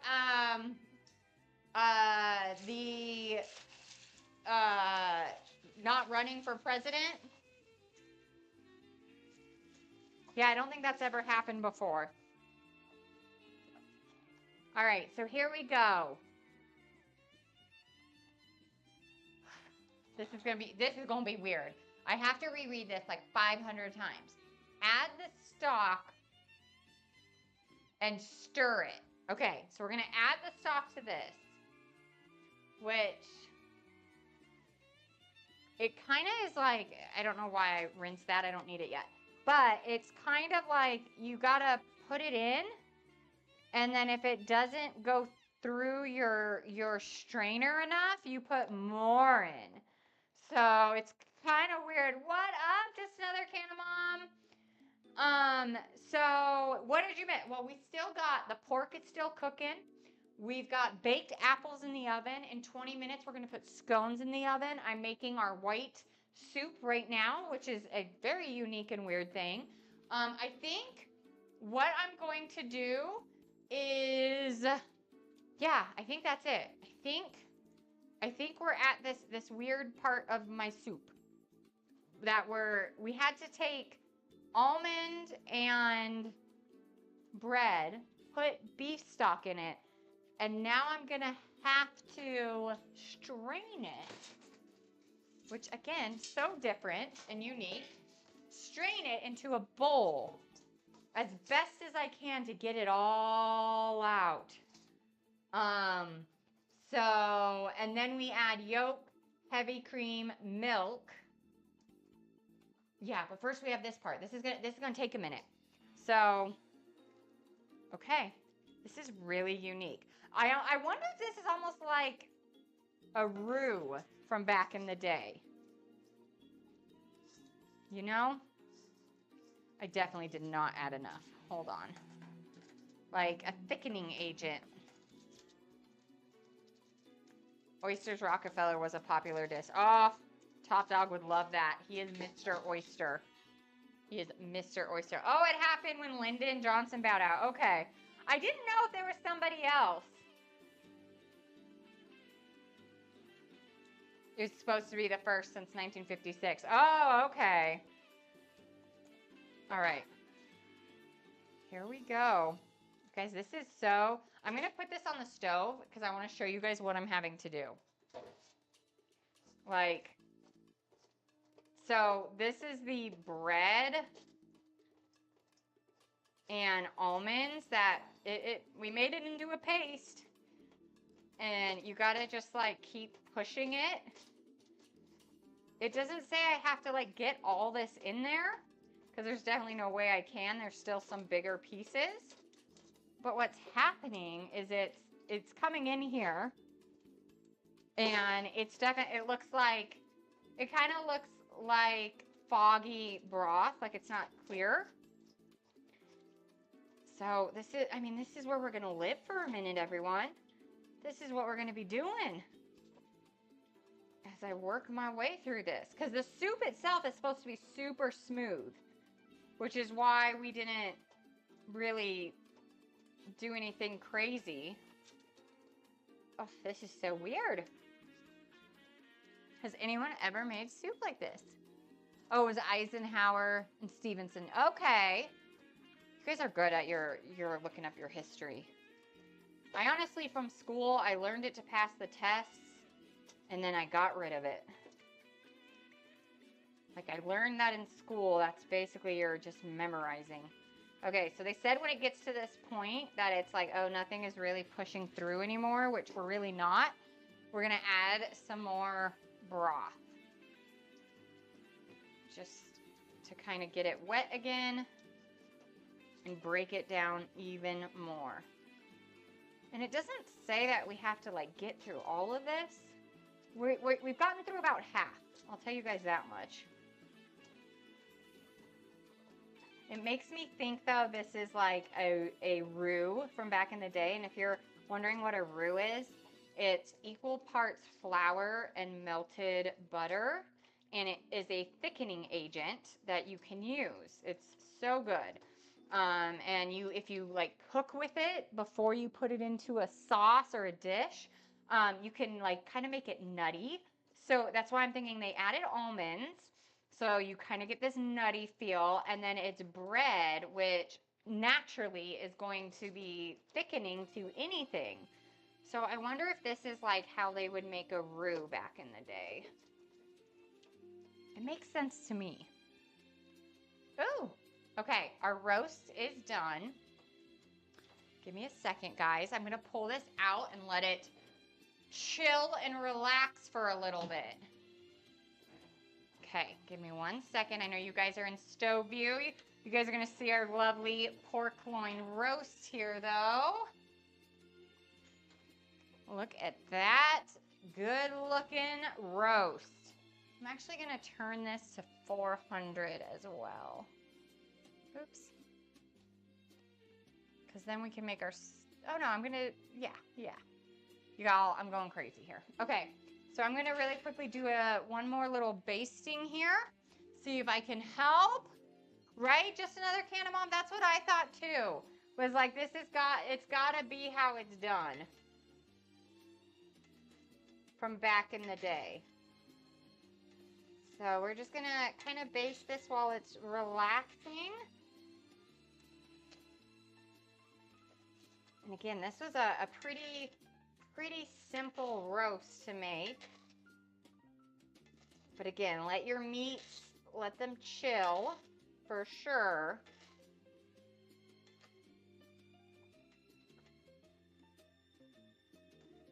Just don't want to hit my hand on this nice hot cast iron skillet here. Okay. Back to pushing this through.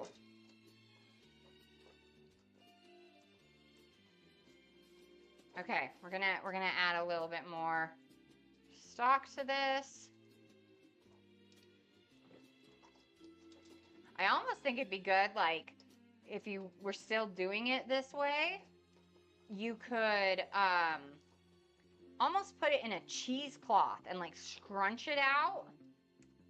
Versus, I don't have cheesecloth, or else I'd probably try that technique at this point. But we're getting really good. I will say it doesn't look appealing, but like you can see how thick. I don't know if you can. Oh, hello. There's all the stuff. Okay, give me a minute, guys. We're gonna make a mess here today. What do you think? Right, Master? Look at, I know the pork Look at this. I'm going to hold it up with both so you guys all get a better look at this. Look at that port. I cannot wait to cut into it. See what this looks like. Like, hello. And so easy. Rosemary, garlic, salt, pepper. That was it. They don't have me making a sauce or anything with it in the recipe, so. Okay. I think I'm going to call it, but there is so much stuff on the bottom of this sieve for me to grab. Oh yeah, this is for sure roux from back in the day. Like, I can just tell by this texture. Let me throw this here. Like, look at this, guys. Like, look at that thickening. 100%. Look at this. Yeah. So this is like your base of your soup. I love it. Okay, we're going to go back to the main kitchen because we'll move on and see what else.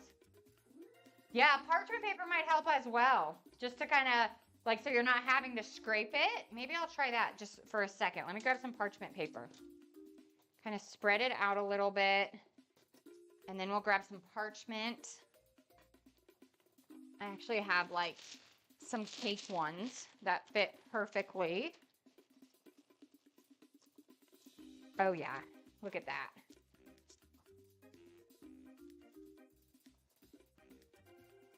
Just gonna manhandle this a little bit.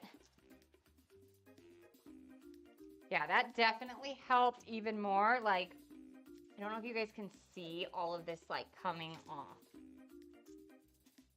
This is good, though. Okay, so for sure, this is a roux. This is what, like, old school roux. Ooh. Okay. Okay, here we go. I'll try some. Yeah. Tastes like bread, like wet bread. Okay. Not too toasty with the almonds, but tastes like wet bread. All right. Okay. Now let's see. We've got 30 minutes left. I got to remember at the 20-minute mark to put in our scones. Okay. Then the next thing it wants is to beat a yolk and dairy, then add. Okay. So we're going to grab 1 egg, our heavy cream, and then milk. Thank you to Miss Crafty, too, because she is the one who said, use the milk, not sour cream. So egg, milk, heavy whipping cream. Okay, here we go. Now it just wants egg yolk, right? Okay. So this is how I'm going to get out the egg yolk. Like this. There we go. Egg yolk in. Oh, I know. I wish you were too. This is going to be an interesting one. Honestly, this soup is what scares me the most, but I think it'll be good. Like, I'm just interested to see what it tastes like and what I need to add to it. Right? The ick way. It's the only way for me. Like, I find it fascinating when people can do it. Like, I can do it between 2 eggs, but oh my gosh, I just stick my hands in. We're going to get dirty. That's what I do. All right, let's go ahead and put these back. So I used whole milk and heavy whipping cream. So I actually have some whole milk that I don't want to go to waste. It's not my normal milk, so. All right, let me get a little whisk here. Some whiskey business. Okay. And then it appears, I'm going to put these all together, and then we'll heat it up. And then we'll add salt, pepper, cayenne, and lemon for tasting. That's it. I think that's a little crazy. You hate the feeling? Oh my gosh. You know what's funny is I can, like, almost stand the texture of anything, but I have to know I can wash it off. Because sticky and all that, it's like as soon as I'm done with it, I have to wash it off. Thank you for reminding me to hydrate. I always thank you guys for that. Okay, we're just gonna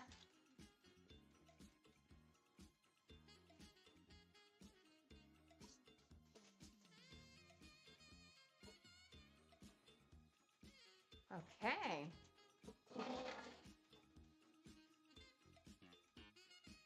I mean, it's white soup looking. All right, let's just grab a pot here. And we're just gonna put this in. Okay, I gotta try it when it's cold. Oh, there was egg in that, I forgot. Tastes like bread. Tastes like bread. All right, we're gonna have to add a lot of stuff to this. Salt, pepper, lemon. You know what? We cut lemon. That has a little raspberry. We don't want raspberry. We're gonna use the lemon we cut as some seasoning here. Let me just kind of squish some of that juice out so we can have it ready. Because I will say that doesn't really taste like anything. So, lit the fingers for me after, yeah, right? Lingers, yeah. Oh, that's, yeah. No, that is not fun. Same with raw meat. I have a friend who can't do the raw meat. She's like, nope, like, she can't touch it, even puts, she has some gloves sometimes she'll wear, but yeah, that texture just, it for sure gets her. Okay, let me move this over to our stove. And then let's get the salt and pepper ready. We're gonna need it. And then we'll get the cayenne. And then, you know what I'm gonna do? Let me go grab that first set of scones that we put in that freezer. Let's see if I can get it out. I had to put it at an angle, so they might have fallen over. Oh, no, we're good. We be good. Okay. So I'm gonna get the scones out because we have to put the cinnamon and sugar on top. So let me grab the other ones. We're almost at that 20-minute mark. So I'm just going to kind of cinnamon sugar it. Not a lot. I actually don't really think it's needed, but it's what they have. So that's what we're going to do on the recipe. See how we like it. I didn't change too much today. Usually I change so much more. So I'm actually really happy, guys. We did things pretty... Ooh, that was a lot of sugar. We actually did things pretty on point today. Okay. So those will be ready. Let's go to stove view. Here is our white soup. And I definitely want to bring it up to temp because we got that egg in there. So I want to make sure we get this egg nice and cooked, that egg yolk. Which that is going to be where a lot of flavor comes from. But we're going to already just stick one of those lemons in there. Because I know it's going to need it. We're going to, it says cayenne to taste. So we're going to add just a teeny bit, sprinkle in there of cayenne. I'm going to add some good old salt. And then some good old pepper. And that's what we'll start with to see how it tastes.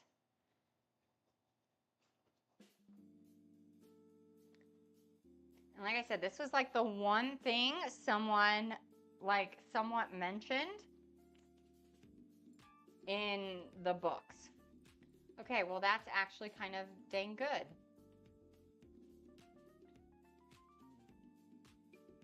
It needs a little something else, but what? I taste the lemon. I taste the pepper and cayenne. Maybe just salt. It's kind of got, I'm not gonna lie guys, now I'm not so scared. It's kind of got like a almost cheesy taste to it. I taste none of the almonds. I will say the bread, definitely like, I'm like, oh yeah, I can taste bread for sure. If I made this with a roux instead, I might want to try it just to see what happens because it's very interesting, but like it's thick. Do you guys see how much is on my spoon? How thick it is? Oh, you use a heat glove with a food handler's glove on top. Oh, wow, Canna Mom. Yeah, you are like, nope, I am not touching it. Oh, yeah, the salt definitely helped. Yeah, this has like almost a cheesy flavor, like a white cheddar. Okay, let me put our scones in real quick. And these guys are at 420 minutes. And we got 20 minutes left on our baked apples. Okay. I can't believe I poo-pooed this. It's actually quite good. I still want it to get hotter because I want to make sure everything's fully cooked. But y'all, this is not... Okay, I didn't need to be so scared. I didn't need to be so scared. I know, right? Master, it is... I mean, look at this thing. Like, look at how thick that is.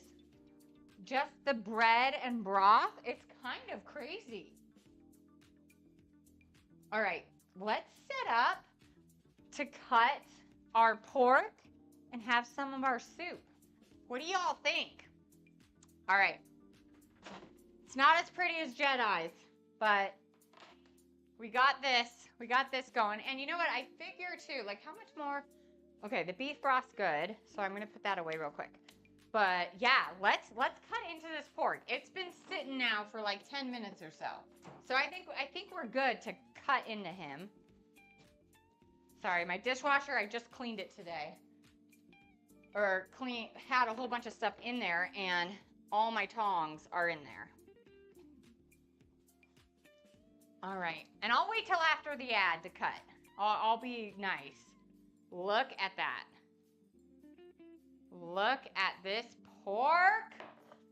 Oh my word, does that look delish. And then,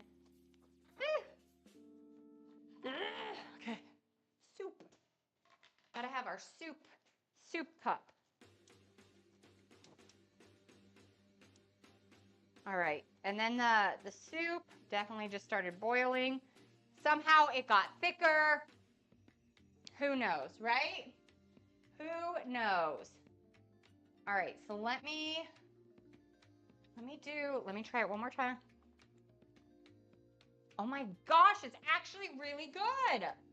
You guys, I'm in shock right now. It actually tastes like a cheddar soup. I am like super impressed. Now it said to add almonds to the top. I know they said toasted. I didn't toast them. So we're just gonna do that. Okay. I'm so excited. This is gonna be so good. All right. Let me grab a plate. Oh my gosh. Okay. So first, let me show you the soup. All right. So here we go. Here is the white soup from Mr. Bringley. I believe that's the character name with the toasted almonds on top. Can't get better than that. So let me go ahead, try an actual spoonful of this soup. It's hot. He's hot. Okay.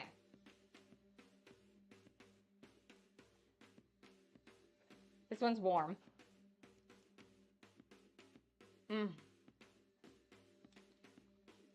This is so good. This is so good.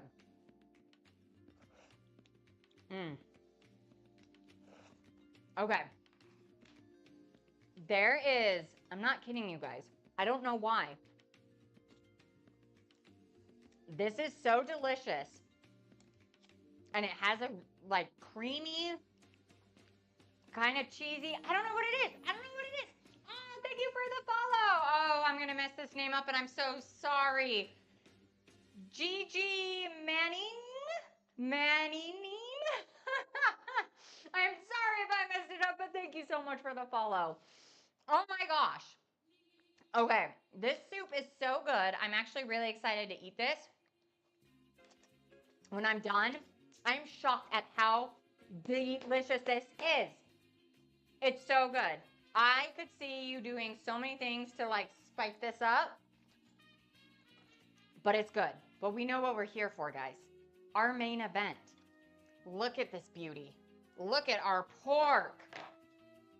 You guys ready? You ready to cut into this thing? Oh, hello, beautiful. You guys, this is probably the worst day for Top Dog not to be eating. You guys. Okay, I'm going to lift it up and show you guys. Oh, juice is a-flowing. You guys, look at this pork. Roasted pork. I guess in Pride and Prejudice, the pork, they always talk about roasted pork. So that's why I decided to go with it. Oh, this looks so delicious. I wish I could like send you all food. It smells so good too, I gotta say. All right, now for the true test. It might look delicious. It might smell delicious. But if it don't taste delicious, it ain't worth it. I've had some of the best food, and it is kind of like, I would never eat that. And it's like then you eat it, and you're like, oh my gosh. All right, let's try this out. Oh my gosh, it's so good.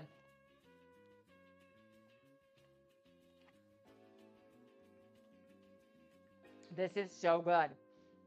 Okay, I want to try a piece that doesn't have like any of the topping on it.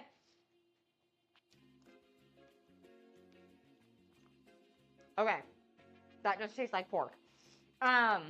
So the only thing, honestly, I love it. The only thing I would do is double up the seasoning and like roll the entire pork in the seasoning. Let me finish this bite. Because that's what makes this taste amazing. Is you want all that seasoning. Okay. I'm going to be eating more of that. That is dang good. I'm not kidding you though. I think my favorite thing today is this soup. So far. We still got, we got 15 minutes on the baked apples. But I will legit tell you guys, because I have a thing with soups. I ended up having to live off of soups. I think it was about 6 months. All I could have was soups because my mouth was wired shut. So I'm definitely like, this soup is shockingly good. I'm very particular about soups. I know, I made cranberry or coconut scones, and I don't like coconut. So we'll see when this comes out. They'll be done in 15 minutes. Same with the apples. They're all done at kind of the same time.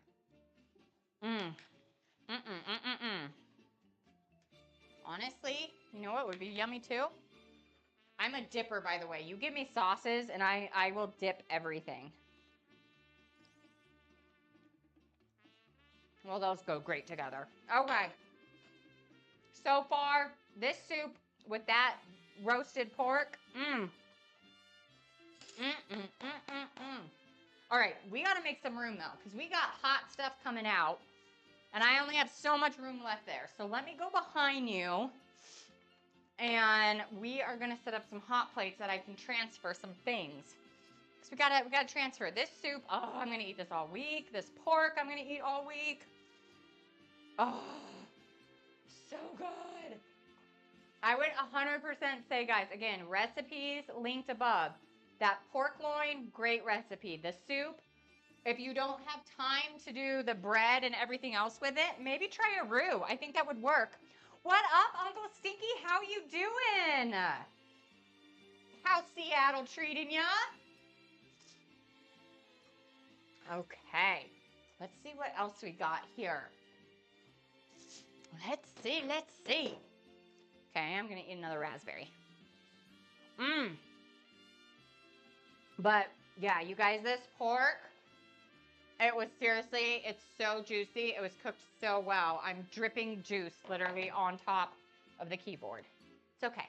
We survive. You guys should see my laptop. It's covered in food all the time. Okay, but I feel like we're doing them proud. We're doing them proud with what we got. So we have left the apples, so the baked apples, and then the coconut cranberry scones. We should probably make a tea. Okay, chat, you tell me which one you want, and we'll go with it. So we've got Earl Grey. I've got mint, and then this is for the scones. I have a weird tea that I don't know what it is, but it's called Aveda. It's like the hair product. Earl Grey. Okay, we got an Earl Grey. I got sweet tangerine, hibiscus, passion fruit, and plain old Lipton. So far, Earl Grey's in the mix. So far, we got Earl Grey. Anybody else want to vote on in? And you know what? I could actually just use my Keurig to get hot water. So while you guys are telling me what you'd want to see, let's get some hot water going. I figure Earl Grey's probably the best. Yep, Earl Grey. Okay. Should I add some milk to it? Milk, sugar, what should I add to it? These are going to go with our lovely scones. Let me get some more plates.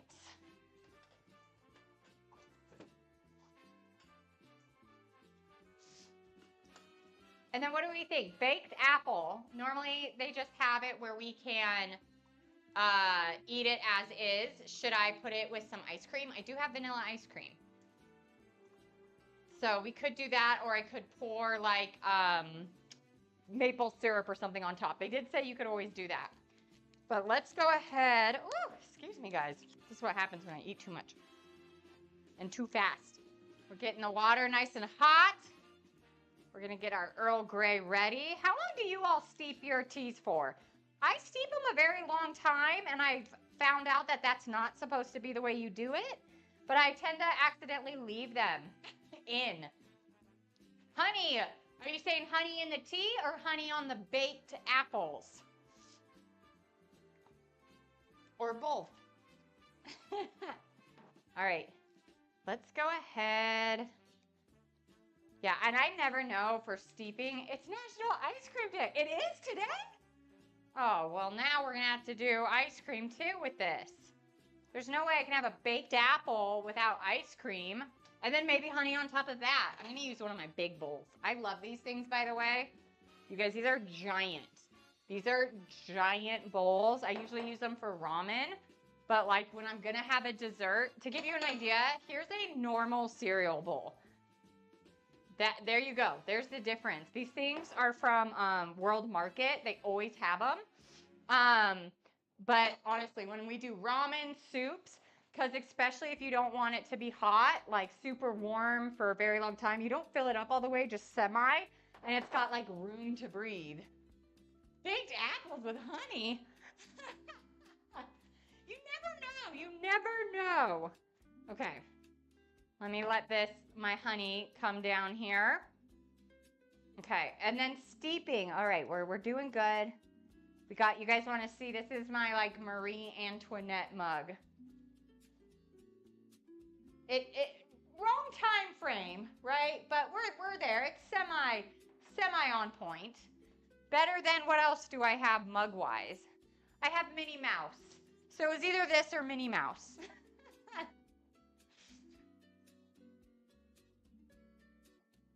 You love baked apples with honey. Oh, really? See? Not super crazy. Just a little. All right. Let's go ahead. Let's put some honey in. There we go. Okay. Our tea is getting nice and ready. Got to do this upright. I don't know the main people's names in Pride and Prejudice, but I just say we gotta do the author right. Jane Austen, right? It's Jane Austen, yeah. I was like, no, it's not Emily Dickinson. Sliced, ooh, smothered in honey. I am a crazy peanut butter person. I love honey or peanut butter. I use this stuff where it's like peanut dust, and I will sprinkle it on top of apples. Like I won't even make it in, because you can make this into a peanut butter. I'll sprinkle it on top of apples with honey to get like this, like peanut honey apple, like Yeah, I thought so, Jed. I was like, no, Emily was the poet. She wasn't like the author. That I was thinking, I was like, no, because it's Jane Austen who wrote all these. But what, does anyone know? I kind of asked this in the beginning, and I don't know if anyone knows. Was Jane Austen a real person, or was it a ghostwriter? Because I thought that either her or Emily Dickinson, one of them was a ghostwriter. And I couldn't remember which one. Or it was none, and I'm just completely wrong and fabricated this whole thing in my head. But yeah, I always thought one of them was a ghostwriter, and I know that they've said there's a few gentleman writers from that era that were actually women, and that they used men's names because they could get published. So, okay. It's definitely steeped enough. But yeah, I know some of them had ghostwriters, but I feel like maybe I'm wrong. Maybe those ladies were actually the writers. Okay. All right. So there is that. So we got our plate for our scone. We got our this. Let me open up. Let me see how we're doing. Oh, yeah. Our scones are looking good. Oh, yeah. These might actually almost be done. How are our baked apples? Oh, our apples. Oh, they smell good. That smell just hit me. Oh, that smells good. Remember, the apples were the lemon slice on top, but it was, we put sugar on them, then red wine, then cloves, which we'll take the cloves out, and just basically poach them. We're cooking them in the red wine. And then the scones, the only thing was, again, I don't know why I went crazy and I got raspberries instead of cranberries. And so they're raspberry, but we got the raspberry scones as well. So I am so excited. Okay, I'm gonna let that cool a little bit. It's really steaming over here. And then the baked apple we'll do a little bit with some ice cream. Since it's National Ice Cream Day, I need to look these things up. I need, like, National Ice Cream Day. Hello, I love it. We have, I don't know if you all are familiar with this brand, but it's called Sorry Not Sorry Ice Cream. I only found out about it here in Vegas. I had never seen it anywhere else, so I don't know if they are anywhere else. They have the most unique flavors, like lavender honey, or I love ube, and they do an ube honeycomb. They do like a salted pistachio with caramel. Like, it is insane, the ice cream that these, and it tastes like that. Top Dog's favorite is campfire s'mores. It tastes like a campfire, like the marshmallows, and they told us they actually roast the marshmallows before putting it into the ice cream. So you're actually getting that. I don't know how they get the flavors they do, but what it says it's going to taste like, it tastes like. I forgot. I finally found one the other day because they do seasonal flavors, and I tend to get seasonal. And now I forget. There was one that they did that I was like, that's like a normal every time flavor. I'm gonna have to remember what it was, because it was like, oh yes, like if they don't have a seasonal that I like. But they did during the winter a chocolate chip cherry amaretto. Oh, so good. So good. Okay. We are getting ready here. How's our tea? Hot. Okay. I want to kind of stir it just to make sure that honey, oh yeah, it's not at the bottom.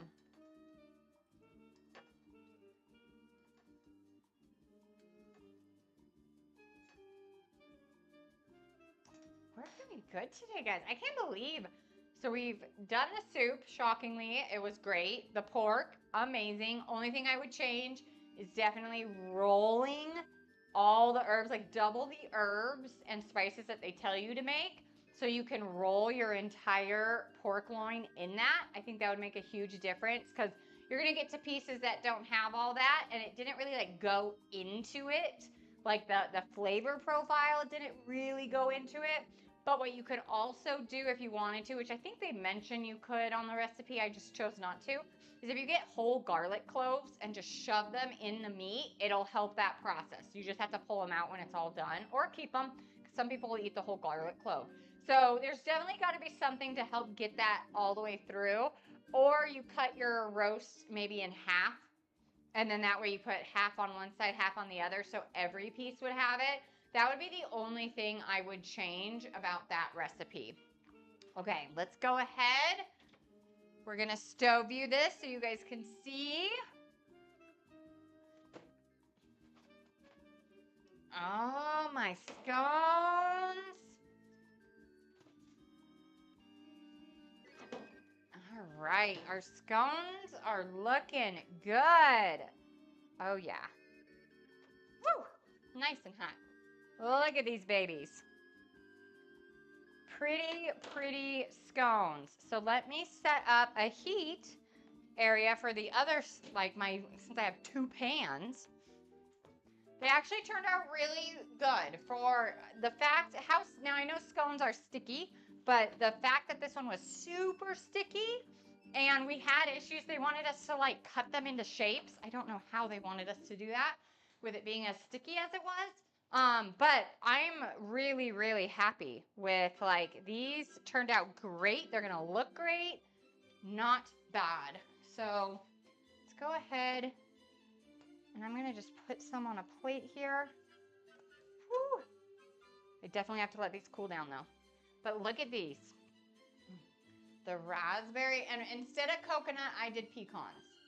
So there might be a little bit more brown pieces you see. Got any British tea? All I have is Earl Grey. I don't know if that's British or not. Unfortunately, I don't know.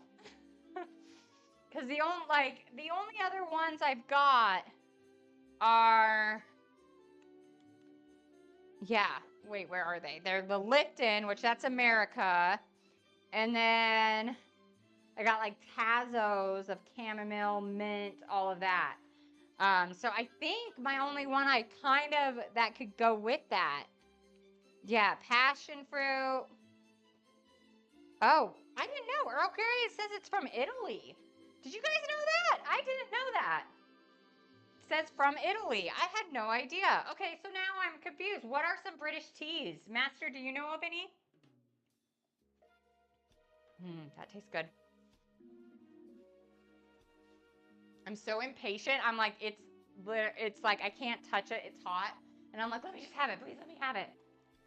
All right, you guys ready to see our apples, our baked apples? Oh, I'm so excited. Okay, let me pull them out.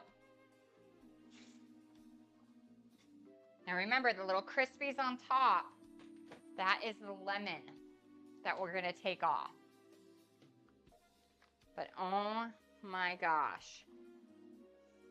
These apples. Okay. I am for it. London Fog. Okay, I don't even know what that is. Oh my gosh, that smells so good.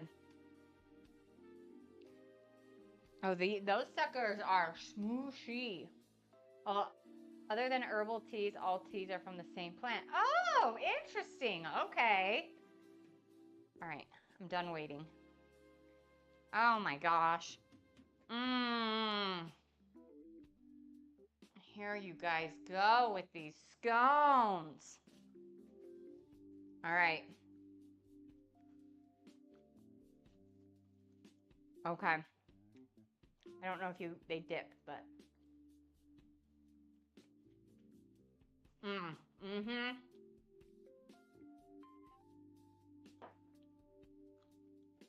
These are so good.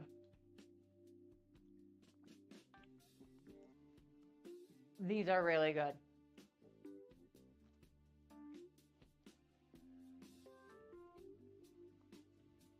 Oh, yep. Ready? Okay, let's see if I can do it. Pinkies up.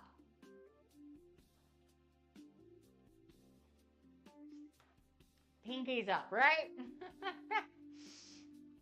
These scones are so good. Okay. Lucky me, I don't taste any coconut. Now, if there were coconut pieces in here, 100%, I wouldn't like it, but I love my pecans. I just crushed them with my hand. This is so good. The raspberries in this, again, I'm sure with cranberries it would have been amazing. But the raspberries in this, oh, and I love crunch, so having the pecans help. But the actual scone texture itself, like the taste without the raspberry, it is just this light, fluffy, I don't want to say it's vanilla because I didn't put any vanilla in it, but it's got to be with that coconut. It's just got this nice light and fluffy, like vanilla type. I don't even know what's the best way. It's just got a really good sugary. I'm going to just say sugary. It's not overly sugary, but it's got a sweetness to it that's not overpowering. And then the tart of the raspberries. Ooh. I'm for this.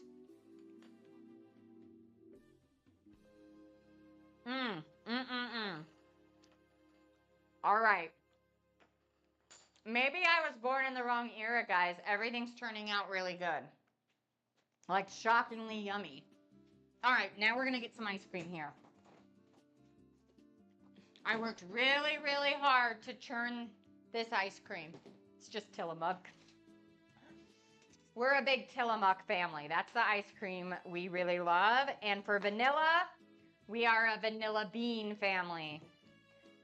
We like the vanilla bean. Okay, I'm not gonna do too much. Just a little bit. Just so we get some of that. My favorite probably dessert in the world is like hot brownies out of the oven with ice cream on top. No joke. Like I love it so much. All right, we're gonna take this first little apple, and we're not gonna use the same tongs I used for pork because we don't want that to transfer over.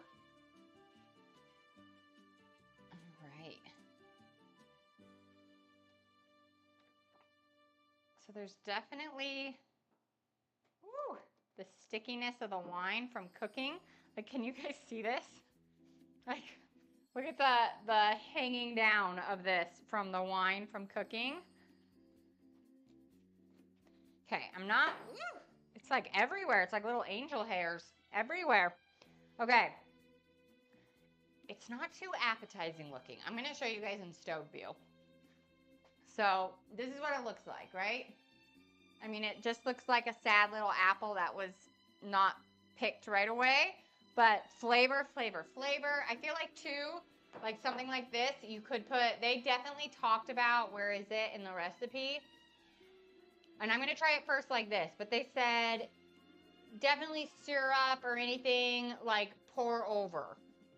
So the wine really worked itself down, so I don't have any syrup, but I feel like you could use a wine reduction sauce, or possibly, I have the hiccups, I'm so sorry, guys. Or possibly like a mapley syrup, depending on what it tastes like. So we're going to cut into this apple. Get some ice cream. Okay, let's see.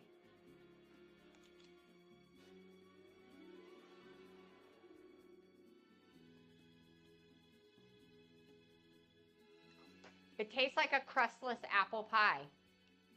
I'm not gonna lie. It just tastes like an apple pie. I don't, like, the wine is there. I taste the cloves a lot, which I like that. But it's like almost like if you're going, I'm not gonna say no carb because there's ice cream in this, but if you don't want a crust, this is a great addition to having an apple, like apple pie filling on ice cream. You like zucchini brownies? Oh my gosh, I had those once. And they were so good. I've never known someone who made them. I had them once, someone made them, and I've never even thought about them again. Yes.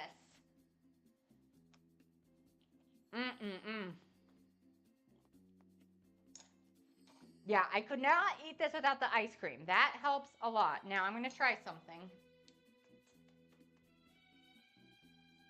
Maybe honey. Should we do honey or maple. I have pure maple syrup. What should we do? Maybe I do a little bit of both. I'll take one bite with just some honey. And then I'll take one bite with some maple syrup to decide. I feel like maple syrup because it's got kind of that same profile. Okay. But let's try it with some honey.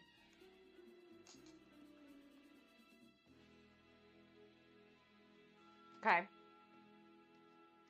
Honey, it tastes good. Actually tastes really good with honey. That might be the key. It's not bad. I just feel like it needs something else, you know? Because it's not overly cinnamon or clovey. Like, it doesn't taste super like you would think fall, like a lot of cinnamon, nutmeg, clove. It's there. The apple is there. The red wine is there, but there's not like a standout flavor. It's all very like, we're here, we're chilling, which I don't think there's anything wrong with that. But I kind of want to see if there's something that could bring out maybe some of the flavor. So I'm going to put, just a little bit. No. Maple syrup, a no. That was a no. All you taste is maple syrup. It is too powering. All right, we're going to try salt. I'm going to put a little bit of salt on this. I'm almost done eating it, so it's not bad because I keep eating it. I feel like I need to make a red wine reduction, like really reduced wine sauce, like a sugary one almost. Like I'd have to put some sugar in it. I'm going to put some flakes of salt on here just to see. Maybe that kicks it up a bit.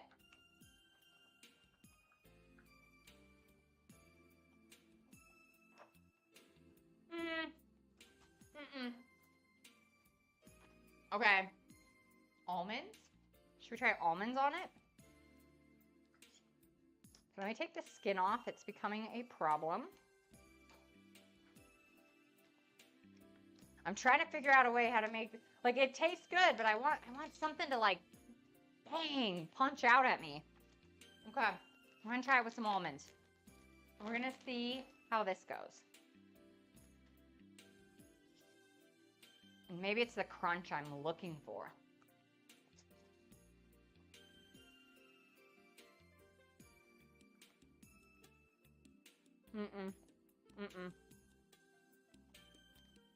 You know what I know it is? I think I figured it out. I think I figured it out. Hold on.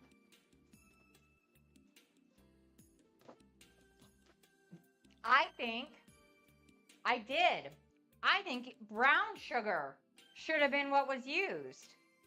I'm sprinkling just a teeny bit of brown sugar on top. I did use cane sugar. But now I want to use some brown sugar. I feel like the brown sugar, like I should have done it with brown.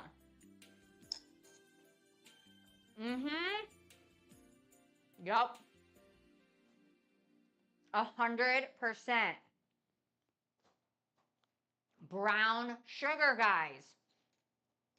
Yes. Okay, the rest of these apples, I wanted to sit in with them for a little bit. So let's go to stove view.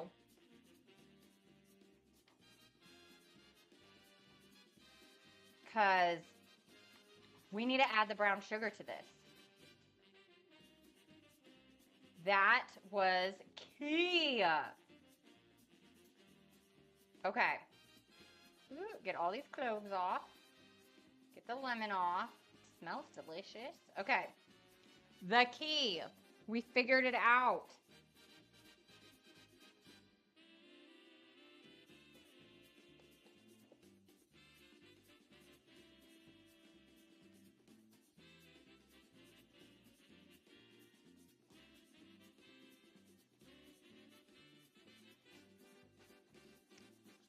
Oh my gosh, it's brown sugar. It's brown sugar. That changed it so much. So that recipe, again, it's not bad. It was just like something wasn't punching the right way. Brown sugar. When you have to put the sugar on top, do it with brown sugar. And then I think double the wine so it doesn't reduce so much like mine did that it's basically a paste. But yeah, brown sugar. Oh my gosh, that was amazingly good. That tasted so good with brown sugar. So that is 100%. I changed that part of the recipe. Let me take off my apron. Because we finished, guys. Oh my gosh. We got the white soup done, the pork loin, not cranberry scones, but coconut raspberry scones, because your girl must have just completely had a moment at the grocery store.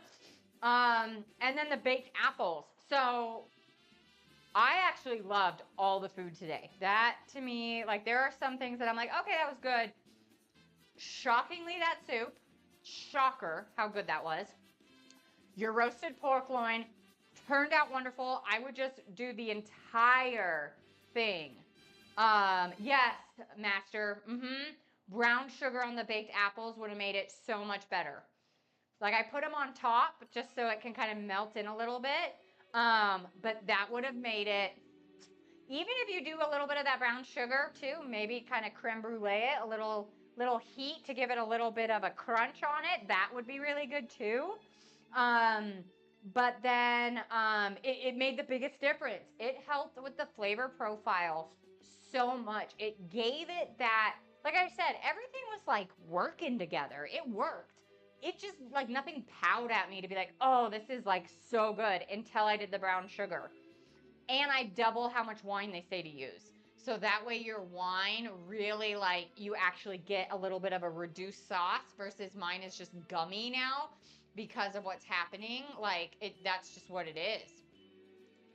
So, but then the pork loin, I thought it went great. I loved it. I thought it was a really good recipe. I would just double the herbs. So the entire thing, again, it depends how big of a pork loin. If you have a thinner one, you're probably okay. Mine was like 2.5 pounds.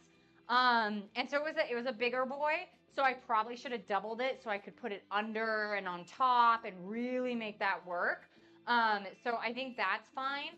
The scones, I'm so happy with these. Like, they turned out amazing. I will say, the whole thing about rolling them out and cutting them, just drop them. Do a drop dough. Just drop it onto your pan to freeze. We did, and it turned out great. And then the baked apples. Again, brown sugar that. It tastes so good with the brown sugar and then double your wine. So I think that is honestly like what that would be it. But Pride and Prejudice, teaching us old school Rue, who knew? Overall, super simple flavors that came together in a way that I was like, yeah, it's gonna work, but it kind of surprised me a bit. And then some changes, but I am really happy with how this went, guys. Like, Pride and Prejudice, we be down, like, we are good. And some tea. We even threw some tea in there. Tea and honey. You can't get wrong with that. But it has come, friends. And we are going to pick our theme for next week. So again, Wednesday, I'm going to be decorating some cookies on stream. It is a late night stream, but I just needed to get in some practice and all of that. So we'll be chatting while I decorate. I'll probably be in my PJs, honestly, but that way we can connect a little bit. And then Saturday, food competition. I am on Teeds TV. We are going to be doing, I am in a food competition. Come cheer me on. I would love to see you there. It'll be 4 p.m. Pacific Standard Time for me on Saturday. It's actually going to be Sunday morning for Australia where the competition's being held. So I cannot believe it, but I'll be in this kitchen cooking who knows what, mainly messing up who knows what. And then Sunday, let's see here. On Sunday, we are going to make, oh, you guys can't even see this. We are going to make a whole menu based off of gnomes. Gnomes, gnomes, gnomes. If y'all don't know, I'll tell you now, I will put out all my gnomes behind me because I actually do collect gnomes. So I am in shock. I get to finally make a gnome recipe menu. I have no idea. The littlest of foods? Who knows? Who knows? Who gnomes? Oh, I crack myself up. But no, okay, we're doing gnomes next week, guys. I cannot believe it. This is going to be so amazing. What are gnomes? Oh, master, let me show you. Let me grab one because my gnome collection is actually right behind you. Gnomes are, and I'm not kidding you guys, I will put all of my gnomes out. And I've got a lot of them. Here is just the two I could grab. So I got a Star Trek Worf, and I got a little gnome who's reading. So the little garden gnomes. Yep. Oh, no. Yep. So I don't know what I'm going to do, but I will do something. I mean, obviously, we're going to have some fun. I'm going to have to do, you know, definitely mushrooms are going to have to be involved. I'm going to get creative with this one, guys. We're going to figure this out because having gnomes as a theme is fun, but I will have all of them up. And like I said, I think I have 20 to 30 gnomes currently that I have access to. I collect these guys. I actually love gnomes so much. I even have books that people have given me. It's just people know I like gnomes. So I tend to have a lot of them. But, oh, we're going to have fun with that theme. I cannot wait. That is going to be so fun. I'm going to have to figure out what's a good, like, gnome type menu other than mushrooms. But I say it is time. I think, guys, again, I appreciate you all. I had so many subscribers today, so many followers. I can't believe it. We are almost at the 1 year mark of me being an affiliate. And I truly mean it when I say you guys, you mean the most to me. You all seriously make this so fun for me. And I look forward to it. Believe it or not, we do actually, Top Dog and I talk about you guys off stream. Like, we went to something the other day, Splits, and I was like, oh my gosh, and it was at a karate place and all of that stuff. I was like, look at them go, like, and I was like, oh my gosh, and Splits, he did a whole stretching training. Like, believe it or not, guys, we really do, like, you all truly are people that I think about and I care about, and I truly, truly love it. Yeah, there's a bunch of like taekwondo, karate dojos like near us, and we were driving by one and they were doing this crazy stretch, and I honestly thought of you, Master. I was like, oh my gosh. And what up, Red Bean? How are you? But yes, I want you guys to know I care so much. I can't believe it. We are only like, I think 25 people away or less. We might be 24 now from Top Dog, my next goal. I honestly never thought I'd even have 50 followers. So the fact that I'm sitting here saying, wow, I'm about to hit 350, that is mind-blowing to me. And having you all here talking with me, working through this, it really means so, so much to me. And so I want to give that love. You guys know I love to raid. I always forget to, but I want to do it because it means a lot. And even if you can stay in the channel that we raid for 15 seconds, let's do it. Just stay in, say hi, and you can leave, you can lurk. But it's just so fun to show everybody the love that I feel to somebody else. So I say we jump over and we do something. I'm looking right now. There's someone called Joking, and they're streaming. And I just want to make sure.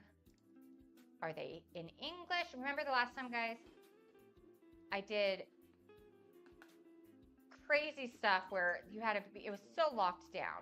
Yep, slowly turn. Here's our climb. Okay, I think we're good. I think we're good to go with them. But we're going to go to a place called Joking. Again, I know I'm family friendly. I don't know what they are, but we're going to go for it. I'd really appreciate if you stay around. Again, it means a lot to streamers to have this happen. So I think it'd be fun.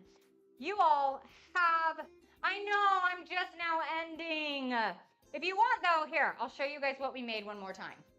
That way you know, Red Bean. We got scones right here. Oh my gosh, our white soup, shockingly delicious right here. Got our pork loin right there. And then this is a little hard to hold, so I'll stove view it. But our apples, our roasted apples in the wine, and we had it with ice cream. So we did all of that. It's so exciting. I can't believe it. I can't. We have done so much. All right, let's get ready to raid. You guys have a good week. I'll be back Wednesday. Again, check me out on my socials. We will be doing a competition, food competition. I can't believe it. It'll be my first one ever. We will be doing a food competition on Saturday, and then Sunday, y'all, I picked it, gnomes. We're doing gnomes, and I promise you I will have all of them right here behind me, happily watching us. Everyone, have a good rest of your Sunday. Let's raid. Let's take over. Again, this is joking. Let's have some fun. Love you guys.